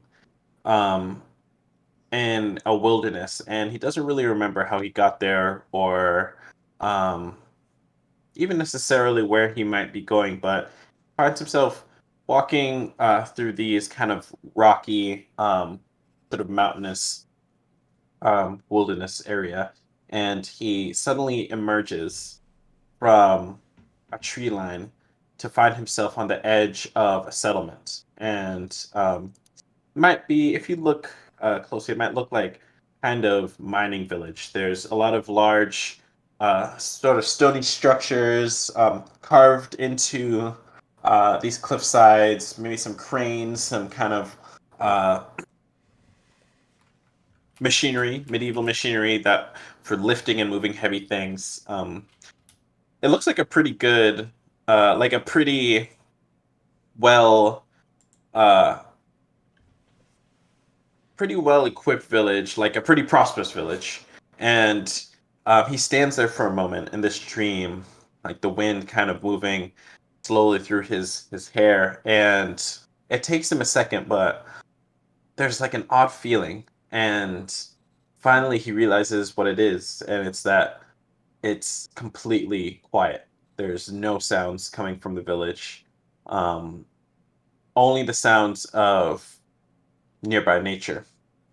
So he keeps walking, almost as he has no choice. He walks into the village, still dead quiet, and it's not nighttime. It's maybe, at least in the sense of the dream, you can tell it's not because everyone's sleeping. There's a depth to the silence and eeriness to the silence that makes it heavier than that. Finally, he gives into his curiosity and he approaches a door and he opens it. And this is when he sees why the village is quiet. On the floor are bodies. Still bodies looking as though they might have been clawing at their throats as they went to lie down. And at the first door, he kind of gasps and runs back. Then he runs to another door, opens it, same thing, more bodies. And he's seeing the bodies of adults, the bodies of children, elderly, and he starts running and looking through all these different doors, and he's finding more and more and more just the bodies of people. And as he's looking, he sees that these are people who have stony skin, maybe gems coming out of their body, their earth genasi, and he recognizes these. And as he's running, he starts having this very strange feeling that it's not just fear and horror that he's feeling, but there's another feeling inside of him, which is joy, vengeance, almost relief, and then he wakes up. All right, very cool. So as you sit back now with that clicking feeling inside your body, what is the first thing that Zemenius notices about a change to this connection to his body? Actually, he doesn't notice anything too active, but there is like a sense he feels like slightly more in tune with the body. Like he feels like there's a deeper level of shifting that he might be able to do, because there was always like a kind of ratty bit, but he kind of feels a bit more like he could slide deeper into that sort of bestial side of this jar. He doesn't do anything with that, but he just kind of feels that feeling and kind of shudders a little bit and leaves that alone. Very cool. All right. Kabuki, tell us about Axel's dream. Okay, so Axel's dream is he's in a stone chamber, and there's a pool of water in front of him steaming and kind of blurs his vision. As he starts stepping down into the pool or the water, each step, a disjointed memory pops in. So the first one is like him battling a skinnier, lighter Leonin, and in this fight, he feels a rake across his chest, and he feels it. Then it goes back to the pool. He takes another step in, and it's a different scene, and he's in front of a bunch of different animals right in the middle, lets out a huge roar, and they all start cowering. Then it goes back to him again, takes another step further into the pool, and it's him wrestling around with little cubs. And then it goes back to him again in the pool once more, and he sinks down into the pool and kind of leisurely lays down. And to the side, he picks up some grapes and starts eating them very elegantly. And there's a goblet to his side filled with a decanter of some kind of drink, and he tastes it, and he can feel the heat kind of go down into his chest, and he just like relaxes. And as he's sitting there, his memory disjoints again, and he's like running through a forest and falls into the mud, and you can tell it's mud because it's just that thicker consonants than the water, and he's back in, and he's just like sighing in pleasure, and then he wakes up. Oh, so quite a relaxing dream. Yes. Nice. Something he's not used to. Very cool. Very cool. All right. Well, you all have inspiration. Because Axel already had inspiration, you're free to pass that on to when Boggs joins, that he can have your doubled inspiration there, Kabuki. So that can be passed on to him. Okay, cool. Can I say one thing before we continue? Of course. So the first thing everyone notices when everybody wakes up is that Axel's body had still been like starked out from the electricity, and he kind of like pulls out the welcome kit.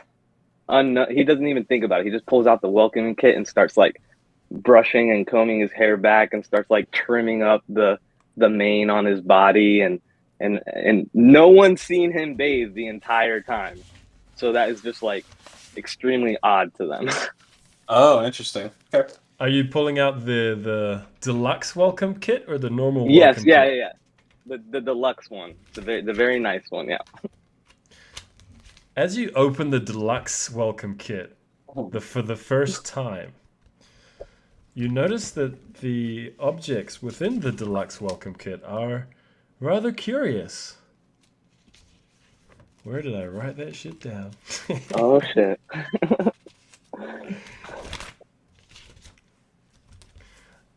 Okay. Each item within the deluxe welcome kit is marked into 3 sections. The first section with an I, the second section with an E, with an N, and the third section with a C. There's a body wash, there's soap, there's toothpaste, there's breath spray, there's nail polish, there's moisturizer, and there's dental floss. And there seems to be like a name on each of the items and like a warning of secondary effects. Okay. So whenever you guys want to inspect those more closely, let me know. But that's the first time anyone has even looked at them. So they've been sitting there for a while. So what were they all again? Body wash, soap, nail polish, dental floss, moisturizer. Body wash, soap, hairspray? toothpaste, breath spray, Oh, toothpaste. nail polish, moisturizer, and dental floss. Okay, got it.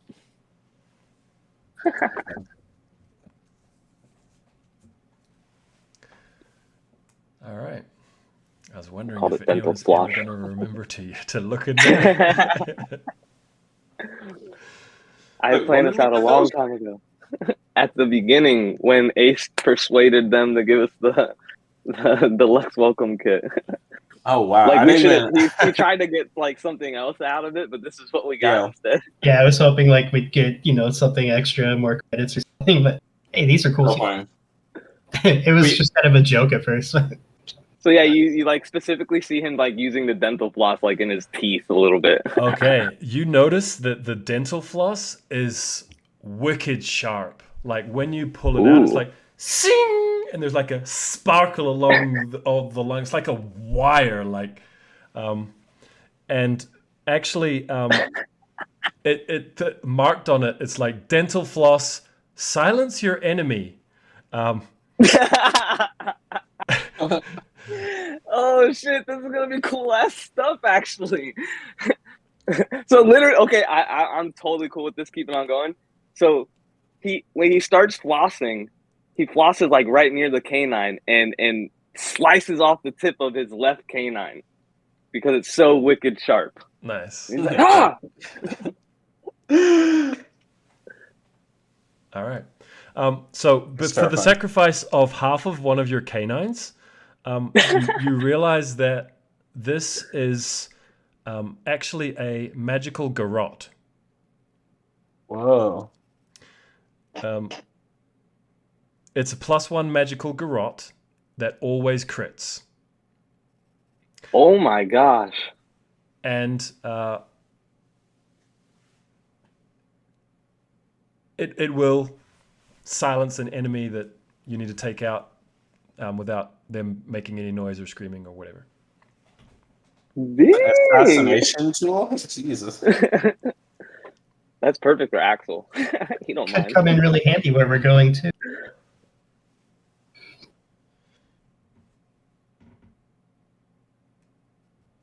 I mean, we got to see what the other stuff in this kit does.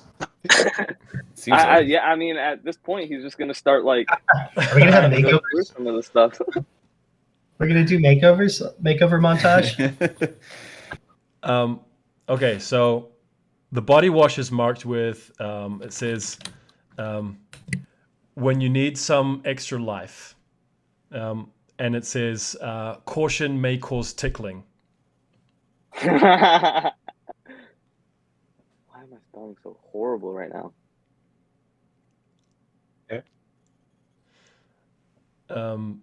The soap says when you're feeling under the weather.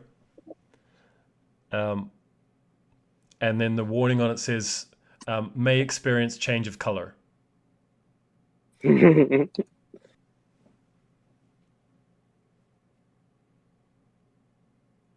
Okay. The toothpaste says when you need to communicate in another language. The warning says may cause drooling.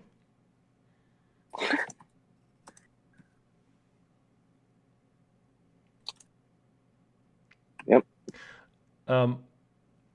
Breath spray says when you really need to impress someone. And the warning on the label says may cause uncontrollable singing.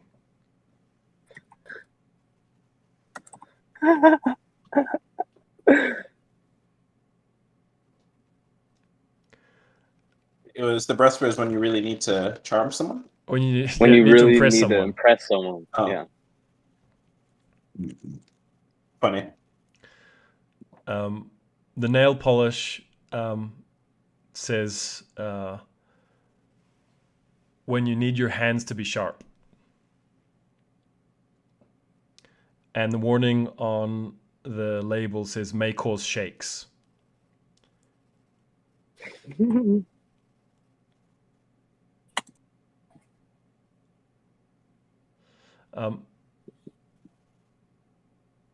The moisturizer says when things get hot.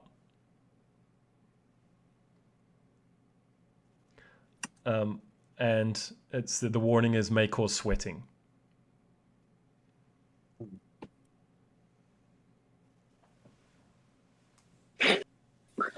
Sweet.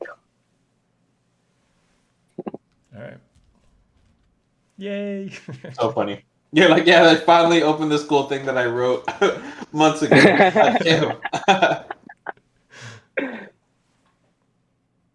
Sick. Nice. So essentially, there are 3 uses of each of the items. All right. You can hold all of them. No, each of you has a special. No, we all have one. Oh wait, each have one. Oh my god. Yep. What? Boy. Yeah.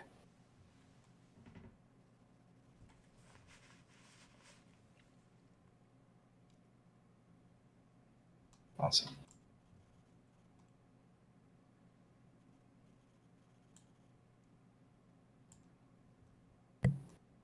Okay. So,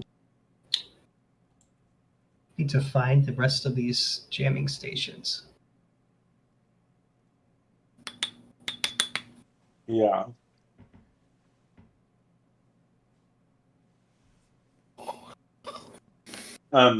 Yeah, was Estra successful through the night? Yep, that I'm just added 6 speed to the total amount. So you're at 27 of 35. And you still need 1 success and another 8 of speed.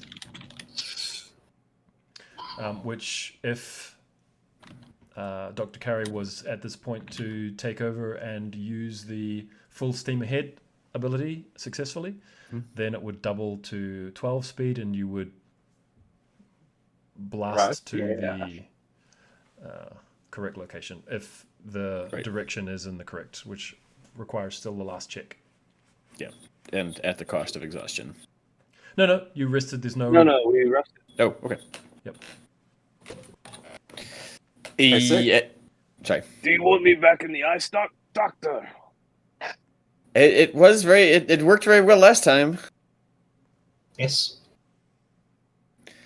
Do we He'll feel? grab the paper, head up there, the map. We don't have any like radar or a sense of like what's run? I mean, like, At this stage, you're still quite far away because you're moving at such incredible speeds. So, okay. When you Well- start slowing down, you know you're going to be within approaching what would be essentially the edge of the crystal sphere in which is the reality is contained, and the place on the map that you're headed to. Ace seems to think that it's like right on the edge. As soon as you get in through that sphere, which will respond to the spelljamming throw and open a portal when you approach. It should be once you reach it. As soon as you're through there, it's like really close by. It's right on the edge of the system. Okay. Well, we're sort of in the danger zone now. That the Mercane could be on us any time. We know, so we definitely want to keep an eye out for them as well.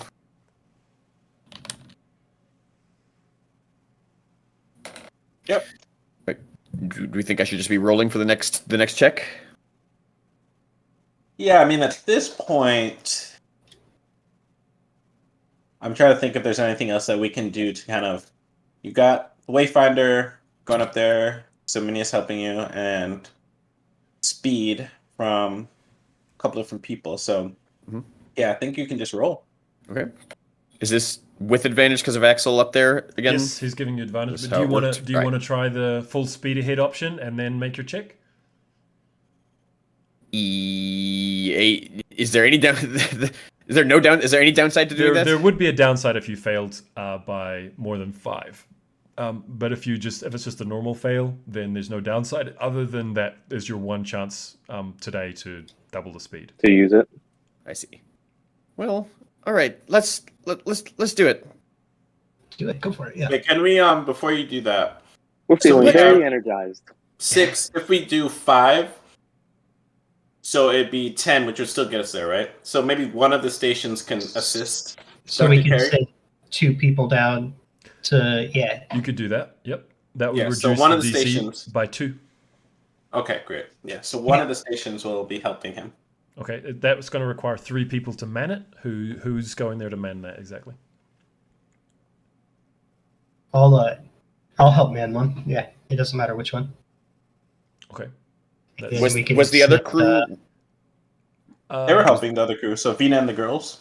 Well, did they rest with us, or are they resting now? They might be Oh. rest. They might be their turn to rest. Yeah. Von Bippity, myself.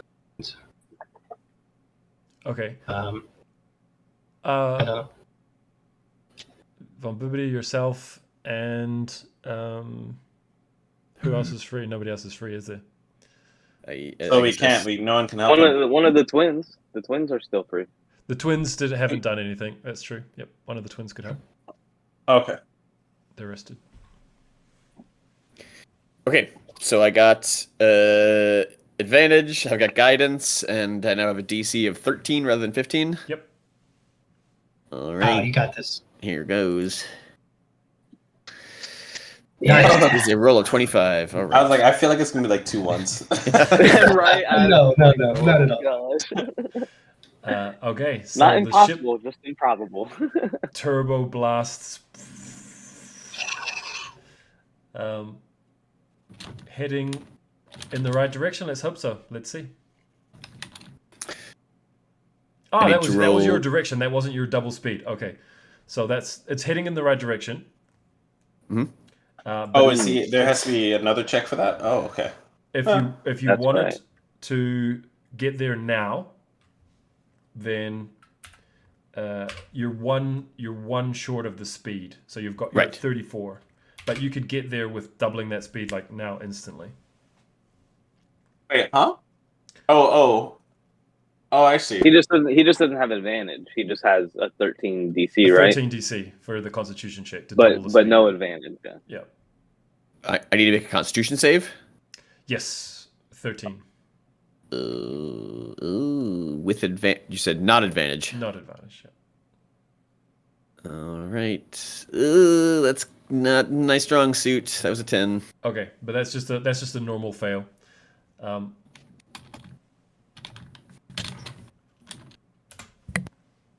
So just out of interest's sake, for me to you've reached it before you've been intercepted, but now I'd like to kind of, because you're one short here, it's still I'd quite like to know how close you were to being intercepted, because that may affect things moving forward, so I can measure the distance between you guys. So if you can just make one extra navigator check for me there. One extra navigator.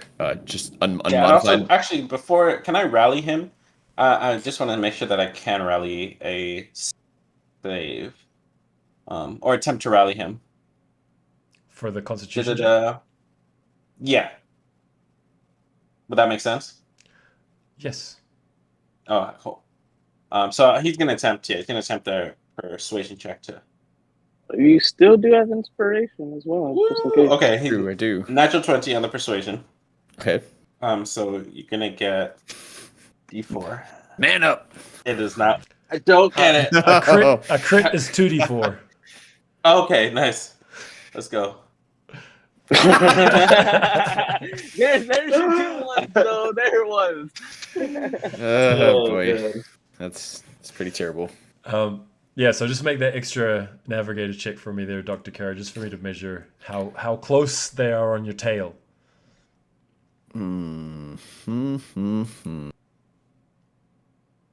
Pretty good. 25 again. You've got some breathing room. Okay.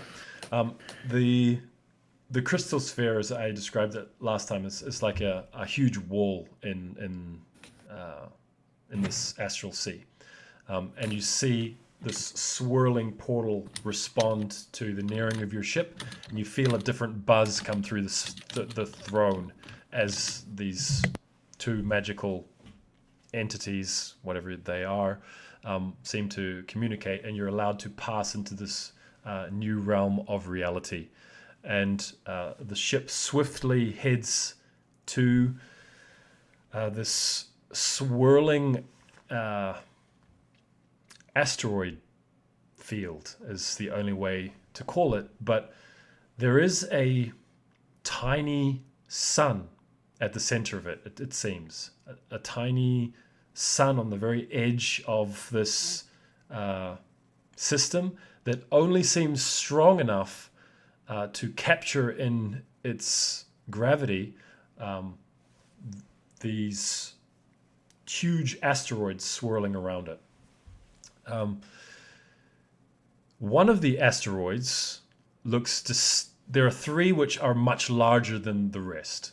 One of them looks distinctly like skull-shaped, but it's flipped upside down. So it's like you're seeing what would be the bottom of the jaw and the bottom of the skull, and like a deep cavern that descends into the base of the skull. The flat part of the jaw looks like it has these four massive towers that you can only imagine. You're still a distance away, but they seem to be like four towers that stand out above the jaw. And you could certainly approach that asteroid from the trajectory that you're on. There are important chunks that come up the side and the bottom and the other side, leaving only an approach towards where these four towers of the flat area of the bottom of the jaw are. If you wanted to try and reach the bottom of the skull, you would need to fly further around where there's a second large asteroid, which kind of looks like a water skin almost, kind of like, or like a weirdly shaped pumpkin, a gourd.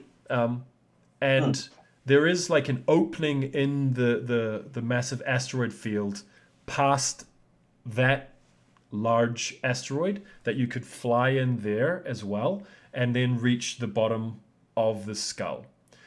There seems to be, on the other side of this tiny star, almost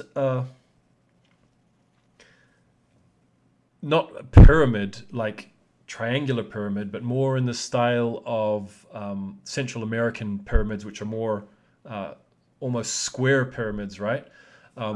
Floating within, completely surrounded by other significant chunks of asteroids all around, other than going through that gap that I described, passing the sun, and then reaching this square kind of shaped pyramid within the asteroid field.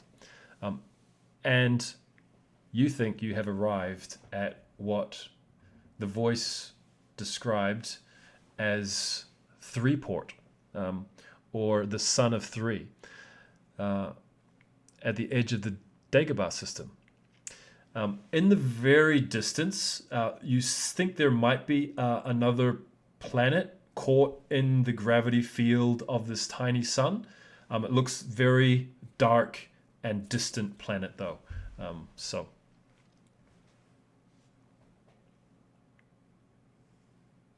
that's where Okay. you've arrived. Up is down, down is safe, up is danger. Up is down, Son of down is three. up. It sounds like an upside down skull. But Yeah. does down mean the bottom of a skull, which is really the top, or does bottom mean the top, which is now on the bottom? Hmm. Down is up. Yeah, I know. Down is safe. That's the tricky part. Well, if up is down and down is safe, that means up is safe and down is danger. But then the skull is flipped itself, so you're like, I Right. don't like the look of towers. Wasn't there a bit about a port being hidden in the eyes? So The maybe eyes that would be suggest- on the other side of the skull, so you could have to reach the eyes either flying over the top of the flat, which is clear, and going down, or going around the side past the gourd, and Right. then going kind of under and up to the eyes. down is safe. What are we doing with the girls? Well, hopefully, if we find Oh yeah, we forgot that we have two hideaways with us this whole time. oh yeah. refugees.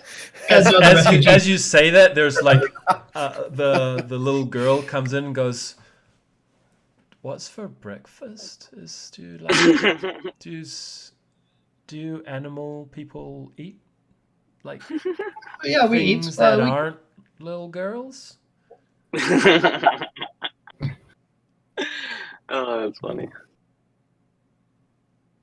Right, the galley's downstairs. We can use that to make some breakfast. Yeah. Yeah. Well, Whatever you can find. you can use any food, Oh, definitely. there's food. We didn't just want to like take it. So Oh no. I mean, we took Help some. yourself. Okay, it's okay. Okay, It's great. okay. And she runs off. Ooh. This doesn't seem like a great place for a kid to grow up. Well, I mean, I thought we were hoping that they would go back to Are they going back with Dina? the Spelljammer. Yeah. Oh, that Vina? that's all details. Yeah, well, it seems... Okay, well, that's a I say problem. I say we go over the top. That's just my guess, because you could really interpret this There's riddle. so many ways. Yeah, but it said up is down, so then and down is safe, so up is safe, and down is danger. I mean, You can take Yeah. this two different ways. It's so. You can really take it either a different way, but that sounds reasonable. What a rat bastard. Up and down, down. I and feel up. like the ziggurat, the pyramid is more ominous than the skull, so I kind of want to avoid flying near that part.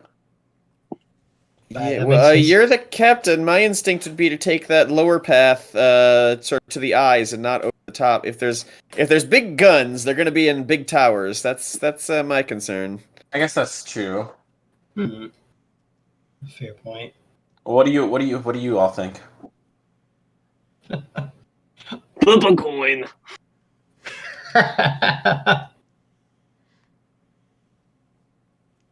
Ah, man. Up is down. Down is up. Down is safe. So go up. I agree. Yeah, it's that last part. I don't know what that. Okay,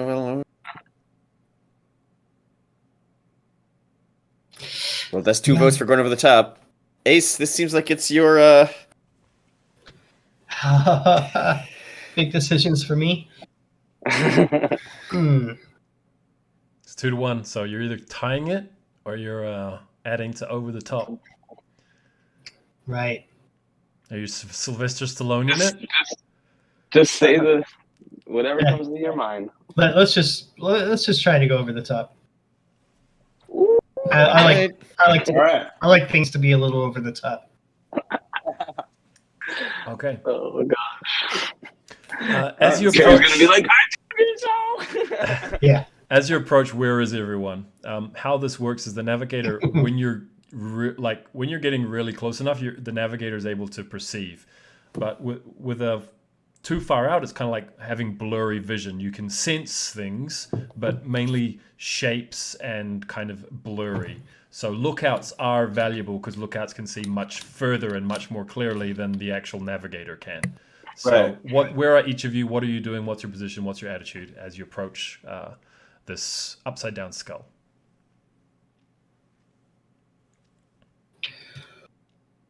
I could go back up in the I could go back up in the lookout. I don't think we need this anymore. And he like drops the map, the star map. Just on the floor? yeah, just there. You see Von Bibbity's like, oh, that's Was not the Astrid correct the place lookout, for or that. was And rolls it up, Ace the lookout? tucks it away, and gives it to Dr. Carey. Was Ace He was. Esther's a lookout? I think Esther was the gunner, wasn't he? Was Ace the lookout? Anyone can fill those roles. Possibly. I mean, I have navigator's tools, so I think I do have like a small spyglass. Yeah, I think. Well, no, I know anyone can do anything, but I'm just wondering if Ace was the official lookout before, with the spyglass and stuff. I think so because I did have navigator's tools. Okay. So do you want to go take the lookout's point? Sure. Yeah, I can climb up in an eye stalk. Zeminius would be like. Axel's like taking a step there, and he looks back and goes, I Okay. might need you here, Axel. But Zeminius would be like, we need clear eyes, Ace. So check out everything, and he'll give you a bardic inspiration. And remember that if you need a little bit better perspective, you can just stand on Rybek's corpse to just get a little bit higher up. He is making it very hard to look from that eye stalk. It's also a terrible smell. Not recommendable. Yeah, I probably would not take that eye stalk. Okay. Maybe we should have given him a Viking funeral. So from a distance, what you're seeing is the flat area actually seems to be patterned in a way that reminds you of plantations or crops. Okay. The hole in the wall has, what would be the bottom of the skull, right? On the sides of that hole, there are lines which they're not natural. They are clearly geometric lines that are of some type of deliberate construction. They are too angular to be coincidental. There are no natural squares in nature. Is that what they say? So as you're coming in closer, you can see that the 4 huge towers are in fact guarding crops, which seem to be being seeded and watered and harvested by an army of worker drone ants, is what it looks like. And the tops of these huge towers have these like circular platforms all around the tops of the towers that, as this damaged tyrant ship approaches, all begin to move. The platforms all move, taking the platforms all around to face the approach of the tyrant ship. And on each of these is a scorpion ballista. I don't think this is the right way. I'm not gonna say I told you so. There seems to be another ship. It looks like a galleon approaching from the direction of the distant planet that's come up at an angle, and you can see that someone on the deck of the ship has a black flag and seems to be waving it from the top of their crow's nest as they're coming in to the top of this plantation. And it lands in what seems to be a flat area near the large cavity opening in the wall, in the skull of the skull-shaped asteroid, effectively. That's what you're seeing. With the approach of that second ship, the platforms kind of began to split and face both of the ships, but now they've come back to only face the tyrant ship. What do you guys do? Ace, you report all of that? I would relay that, say, yeah, there's a dude waving a black flag. I thought he was a pirate, landed. And now the platforms are ignoring them and looking at us again. Should we wave a black flag?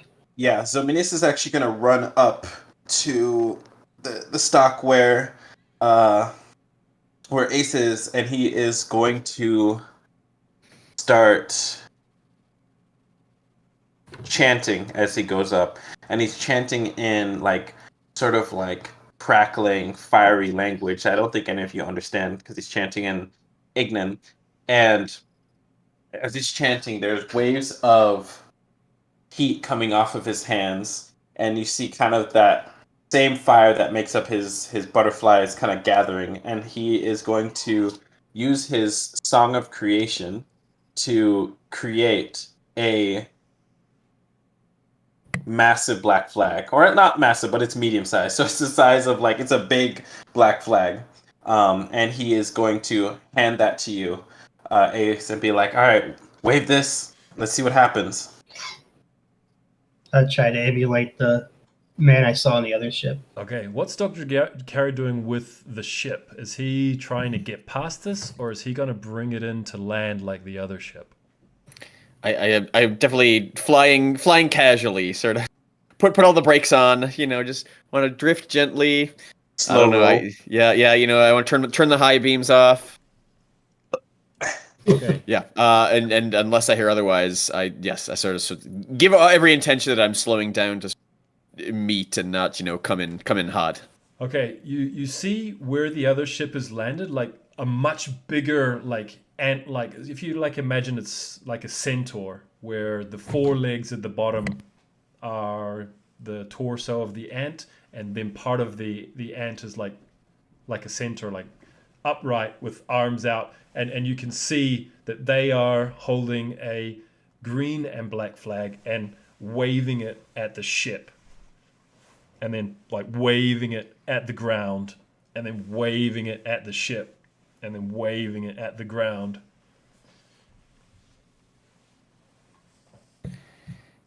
And I can see that.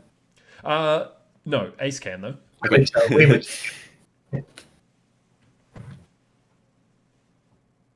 What do you think, Ace? Should we park up here?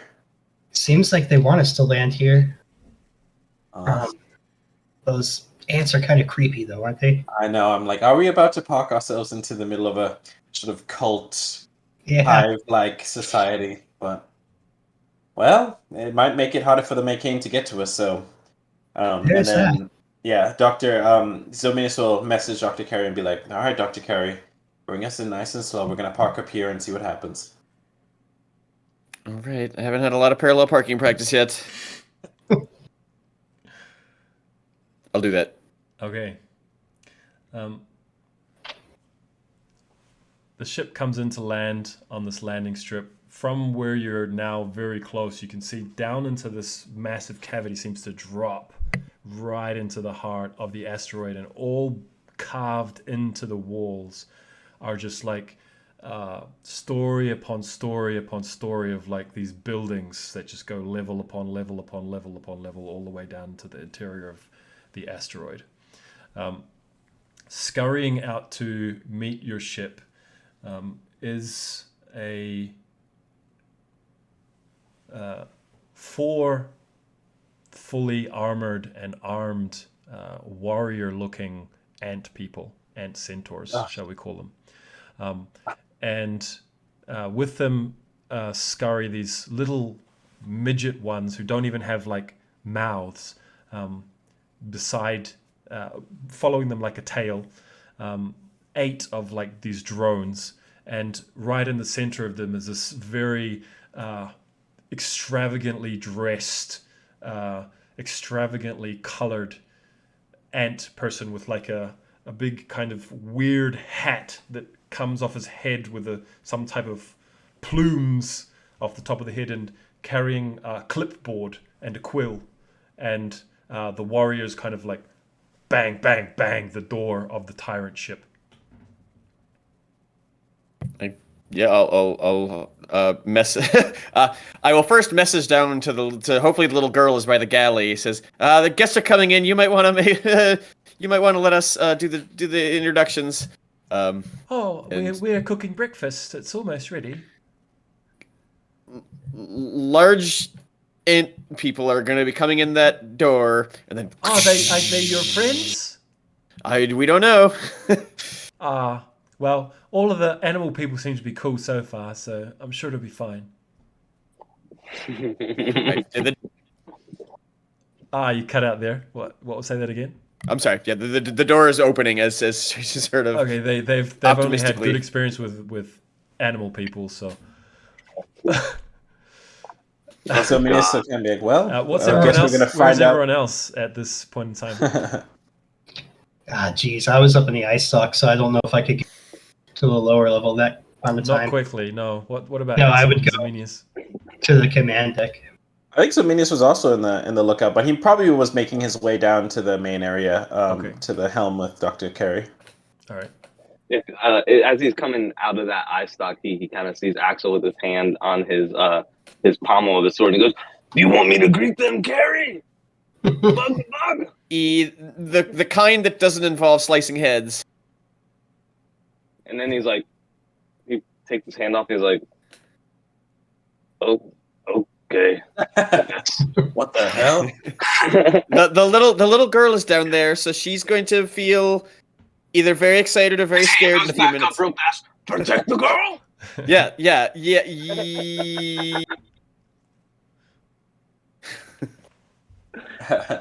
Start heading down there. Axel arrives first, and he's greeted by the sight of the 4 warrior ant people are there with they kind of look like they're carrying double swords, basically, and with their double swords, these long staffs with blades at each end, is just kind of like impatiently like boom, boom, boom, but they have not entered the ship. And in the middle of the little entourage that has welcomed you, the very brightly colored, ridiculously covered head ant person is sitting there tapping the clipboard impatiently.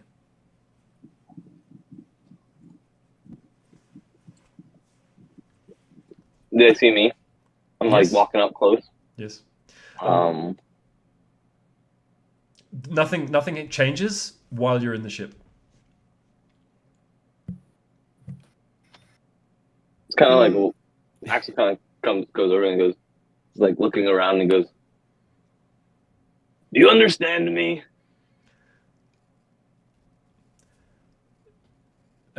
In your head, you hear a response. No mouth movement. The only one that actually has a mouth is the brightly colored one. The other ones don't actually have mouths. Interesting. But you do have here your coarse language is comprehended. Are you the representative of this beholder vessel? He Made a like mistake. Are you when a he- beholder slave sent when to he deal with the paperwork? when he hears that in his head, he like crouches down and he like gets like his hackles popped up on him. And he goes, "You must get my captain!" And then he like sprints away as fast as he can. You hear in your head like a sigh. Please Yeah. send So someone who's in charge. Zamiso will come down. He'll Okay. stand and He's greeted with the same. The guys Follow like behind. with the double swords have not stopped the impatient banging of. and he'll say, and he'll like right before he kind of gets out, he will cast guidance on himself and just say like, "Good evening, or good day, I suppose. This, though we are in a beholder vessel, this is not a beholder ship, and the crew that mans this is we do not represent the beholders. This happens just is the vessel that we are flying on. Who do I have the pleasure of addressing?" You have the pleasure of addressing Nili Nala, third Mermark. Nili Nala. Yes, Nili Nala, third Mermark of the Queen Hrindin. Nili Nalak, it's a pleasure, and he kind of gives a gracious, courtly bow, and he says, "You represent your queen well. I must admit some ignorance as to your community, your settlement, your kingdom here. We are the Are you Fomerian people who will Fomerian. soon conquer all spaces within this system. Of course you are. Do the Fomerians accept trade with visitors? Sorry, or are I we said not Fomerians. I welcome meant here? Formians. The Formians. Sorry, not the Fomerians. The Formians. Formians. Do Formians accept trade with visitors, or are we not welcome here? Pirates are able to pass to their port when taxes are properly paid. Now, this is your first visit, is it? Correct. Let me explain. You must declare the value of the goods that you carry, and a tribute of 25% must be paid to the Queen.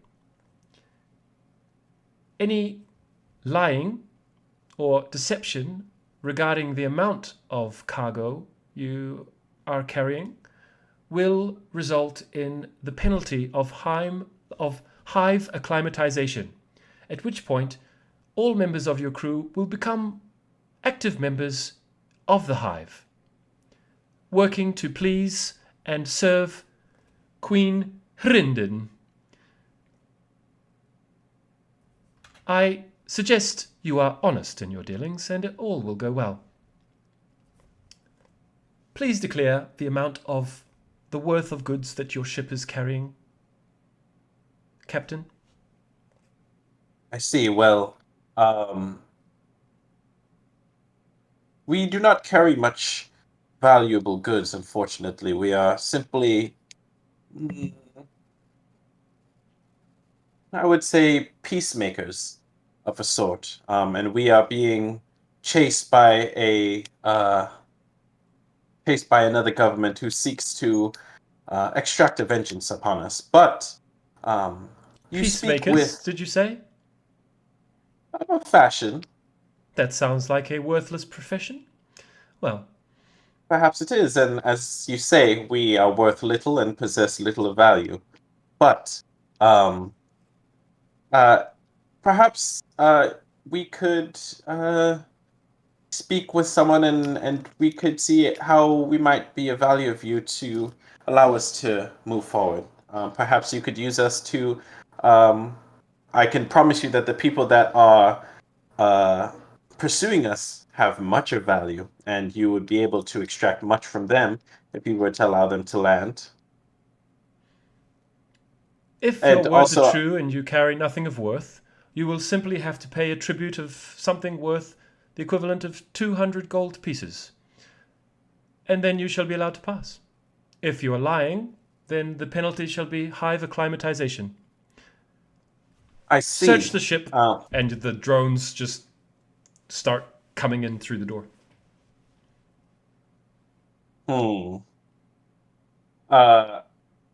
Well, perhaps we can give you that tribute of 200 gold pieces. Would that be sufficient? So long as you are truly not carrying anything of worth. If you have been deceptive in your declaration, then you shall be acclimatized. All right. Well, feel free to search the ship, and I will produce something. I will see if that will be of value to you, of such value. Does that sound reasonable? Yes, I shall await the report of my drones. Okay.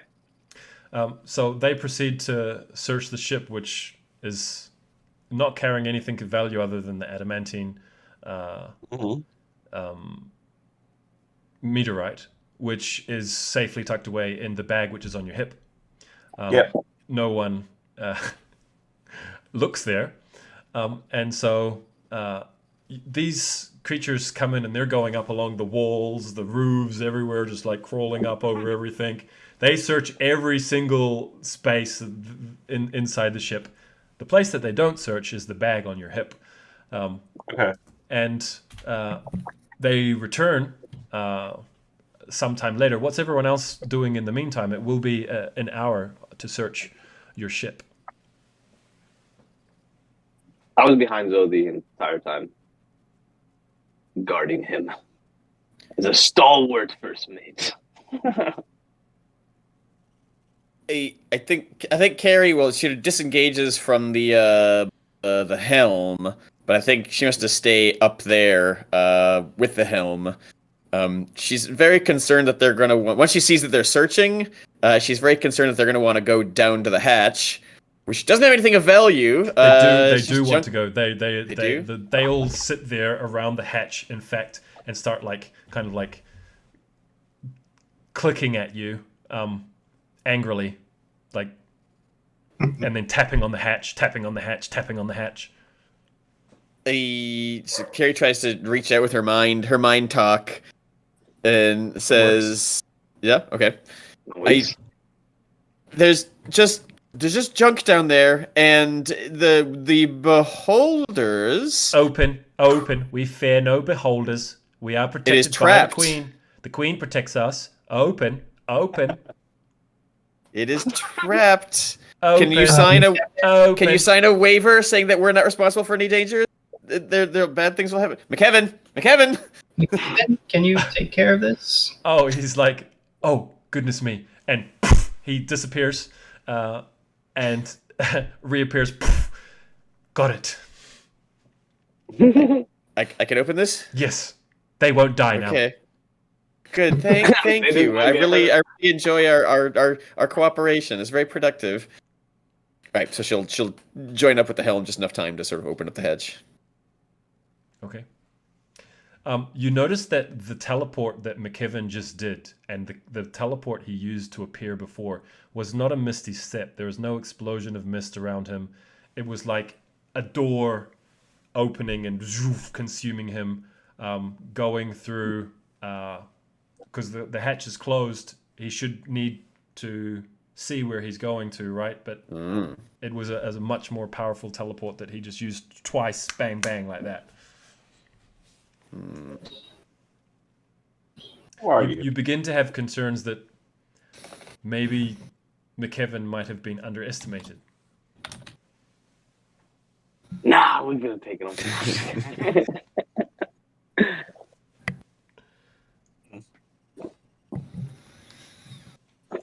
Okay, Right. yeah. So I'm just gonna stand there and watch Okay. the. They I'll give him the stick. Search Let them that search. area. They successfully search that area, and they are not mass murdered when they go down the chute.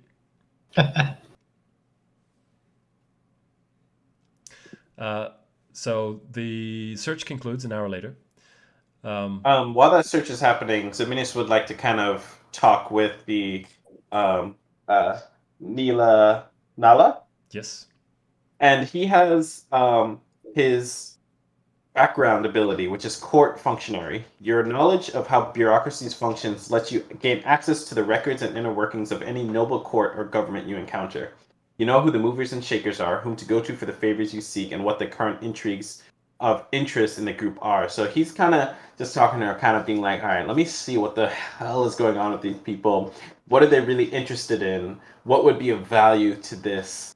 Like, what would kind of really wet her whistle if I were to give it to her? Okay.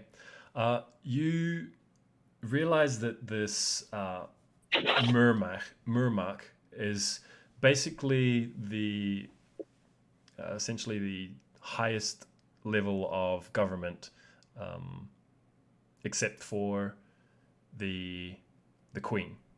So they are the ones in charge of doing all of their bidding and seem to be the most eloquent, intelligent, capable, powerful, and you can tell that they have a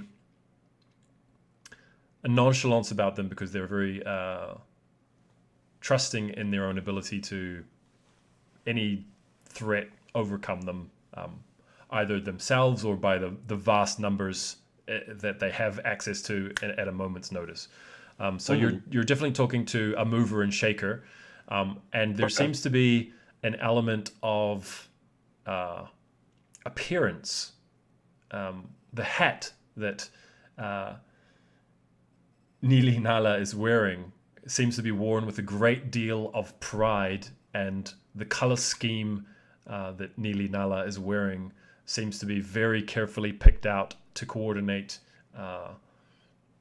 the right amount of different blends of reds and of greens and blacks to fit the greens and blacks in this plume that he's wearing. Okay. Okay. So here's what Zemesis is gonna do. He's gonna be okay. Let me go find your tribute, and he's gonna go in, and he's gonna use the Song of Creation again in private. This time, so because he already used it once, he has to spend a second level spell slot to use it again, and he will make a very fine royal looking robe of green and black that matches their outfit like really well, and it'll be like so with the ability, the gold value of the item can't be more than 20 times your bard level, so it'll be worth 60 gold pieces, but he's hoping that with the appeal to this person's particular sensibilities, they'll let it slide. So he's like, this is from my personal wardrobe. It is a robe of my people of the finest silk. I don't think you even have anything you would be able to produce it out here. And imagine that this might be of interest to you as a tribute. And he'll kind of present the robe very, very gracefully. Nice. To Give this us a person. deception check to see how much more he values the robe with your story that you've just spun with it. Okay. And he would, like, kind of same thing as before, he would have cast guidance, like, right before he kind of comes back into the room, move up really quickly, be like, and make his move that way. Nice.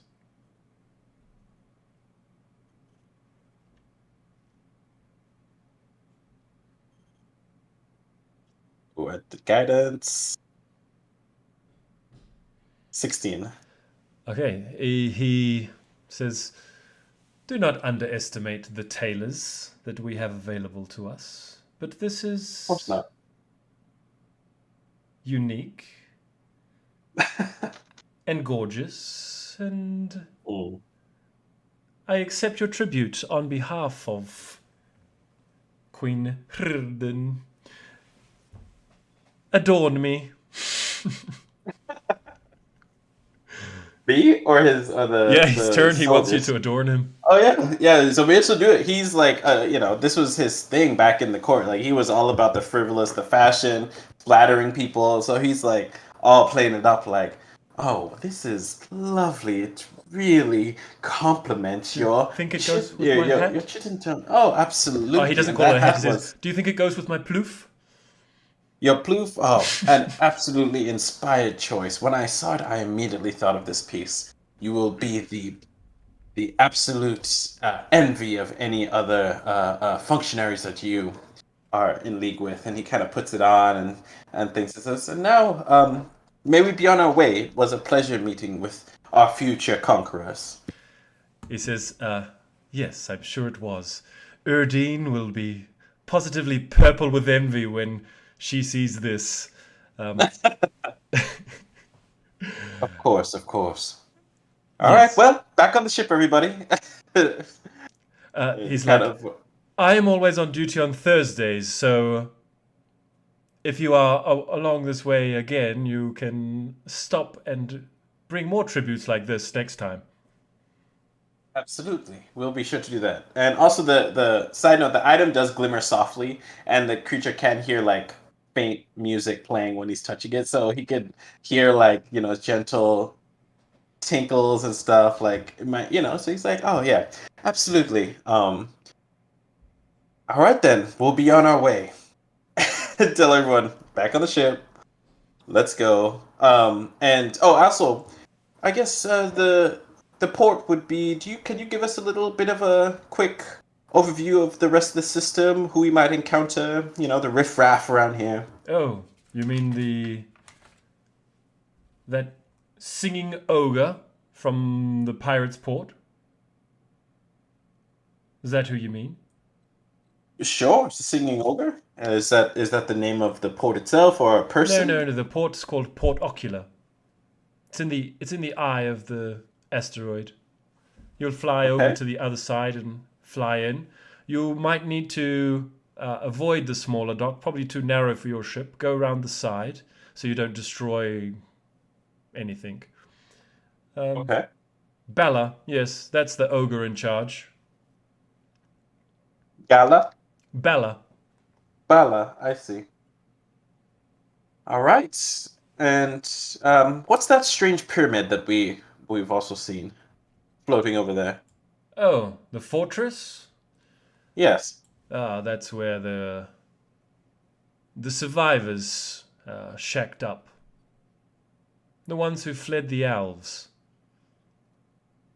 Oh. Quite interesting. All right. Well, it was illuminating talking to you. And Thank you, good captain. I find your taste in fashion surprising for a creature so limited as whatever you are. But I hear that all the time. I'm sure you do. Good flight, and whatever business you have with this peacemaking, if you need a proper job, the Hive would welcome you any day. All right. And good conquering to you. So back on the ship, and we load up. All right. You have one reputation amongst the Formians. We might not actually have one reputation because 2 hours, in 2 hours, that item is going to disappear. So. Oh, you have -1 for an hour. You have one reputation with the Formians, and then it turns to -1. Sweet, I'll take that. Just as the ship's taking off, you see in the distance what looks to be another ship coming into land. It looks quite like what are they called? A dragonfly. Oh, okay. But you're away by then, and you can now fly safely with no chance of crashing into any asteroids over the side of the skull and down to the bottom of the skull, where the eyes are. Okay.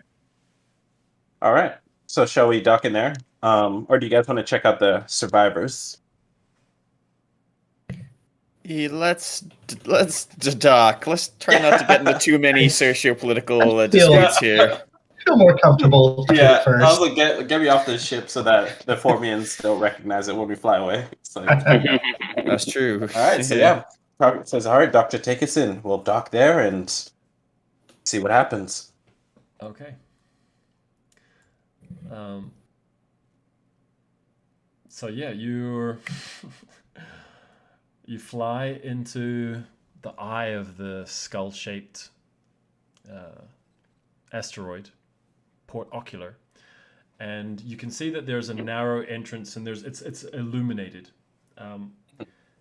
and you can see that it's too narrow for your ship. So flying into what would be deeper into the skull, essentially, you see you come around the side, and there is a dock. It's an empty dock, but it's a dock where a bigger ship could land, and there seems to be essentially an opening from that dock into a cave or whatever building might be behind it. There do seem to be like a few shapes on the dock, humanoid shapes. So there might be people there when you dock. All right, Doctor, take us into the port take that her can host us. That's exactly what I do.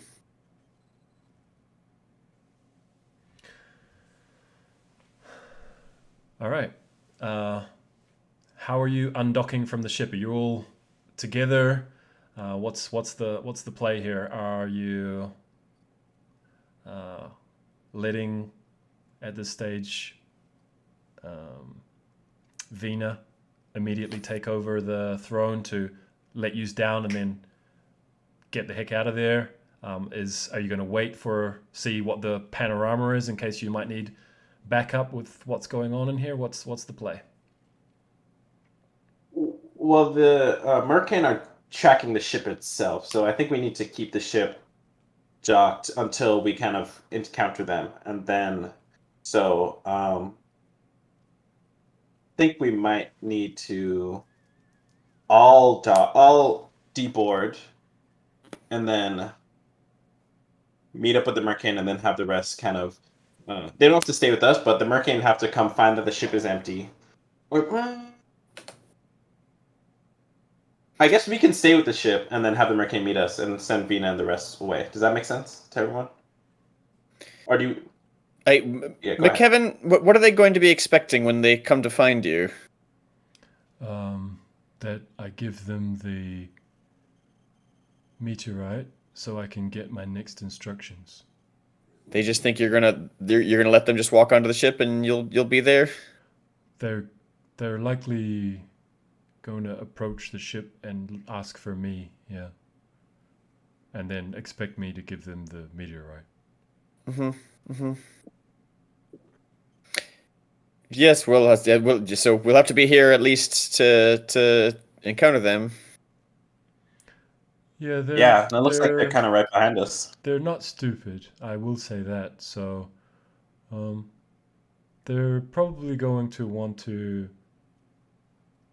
check that you're trustworthy if you are going to negotiate or deal with them in some way. So take that into account. You're dealing with very smart people when you deal with the Mercane. Are you saying we're not trustworthy, Kevin? Oh, I think you're completely trustworthy. You didn't kill me. Oh, then we'll be fine. I do think we should stay with the ship then and send Vina, her crew, and the stowaways away for a bit. Be like, all right, see if you guys can find Vina. Do you think you can handle yourself from here? I'll try to contact you if anything happens, but for now, it might be best if you're away from this area so that you can organize a trip back to Inc.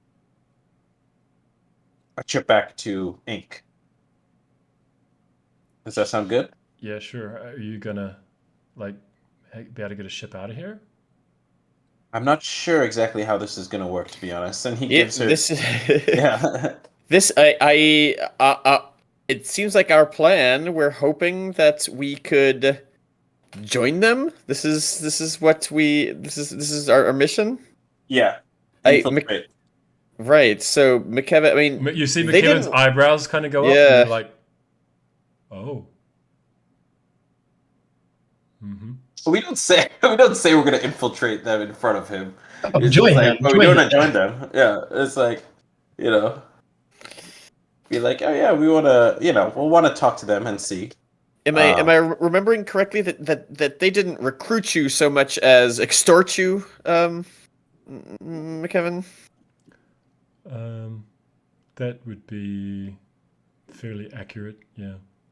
There was a lot of double speak, so I thought I was doing one thing and then it was another, and they had my soul. And Yeah, about that. Do you think that's to get that back? I quite like it, yeah. Yeah. I Well, didn't so used to speak like this. oh, what did you sound?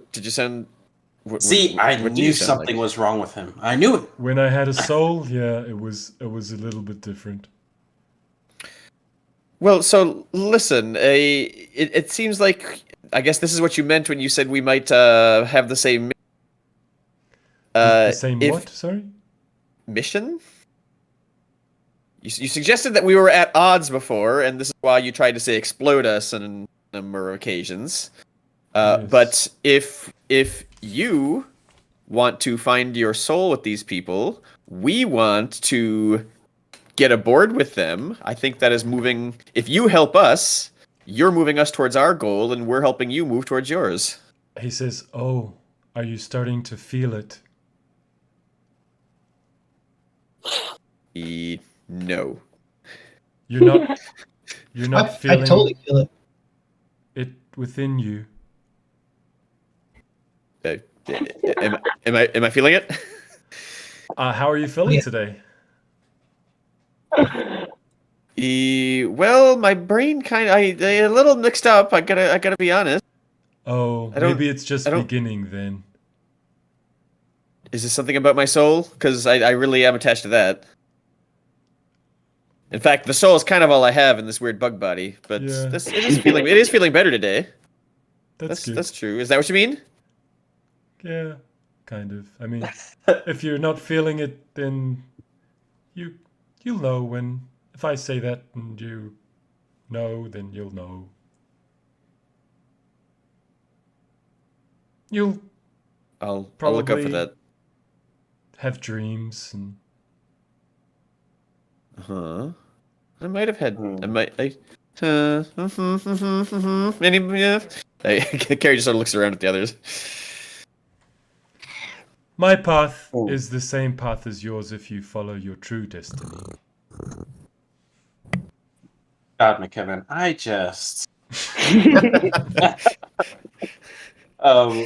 So I think actually, as we're kind of winding down here, but I think the funnest way to kind of go about this is to actually have everybody deboard because they're gonna find the ship, leave a message with someone who works the dock, and then go be like, people are gonna come here looking for us. Just tell them to meet us at this bar, this area, or something, so that way we can all be at least experience whatever is going on in this port city, which I'm kind of curious about.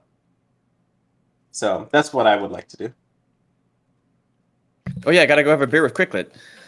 Oh yeah, I like that plan. Yeah, I like that. So we're all.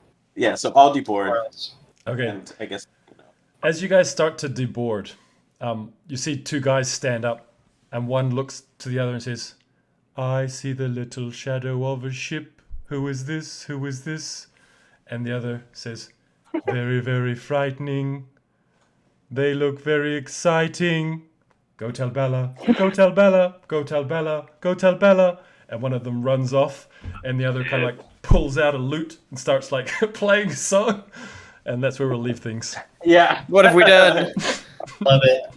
So Mason's like, oh, good. Music Lame. episode. Get the pan flute out. The singing. Are we in the singing? Yeah. All right. No.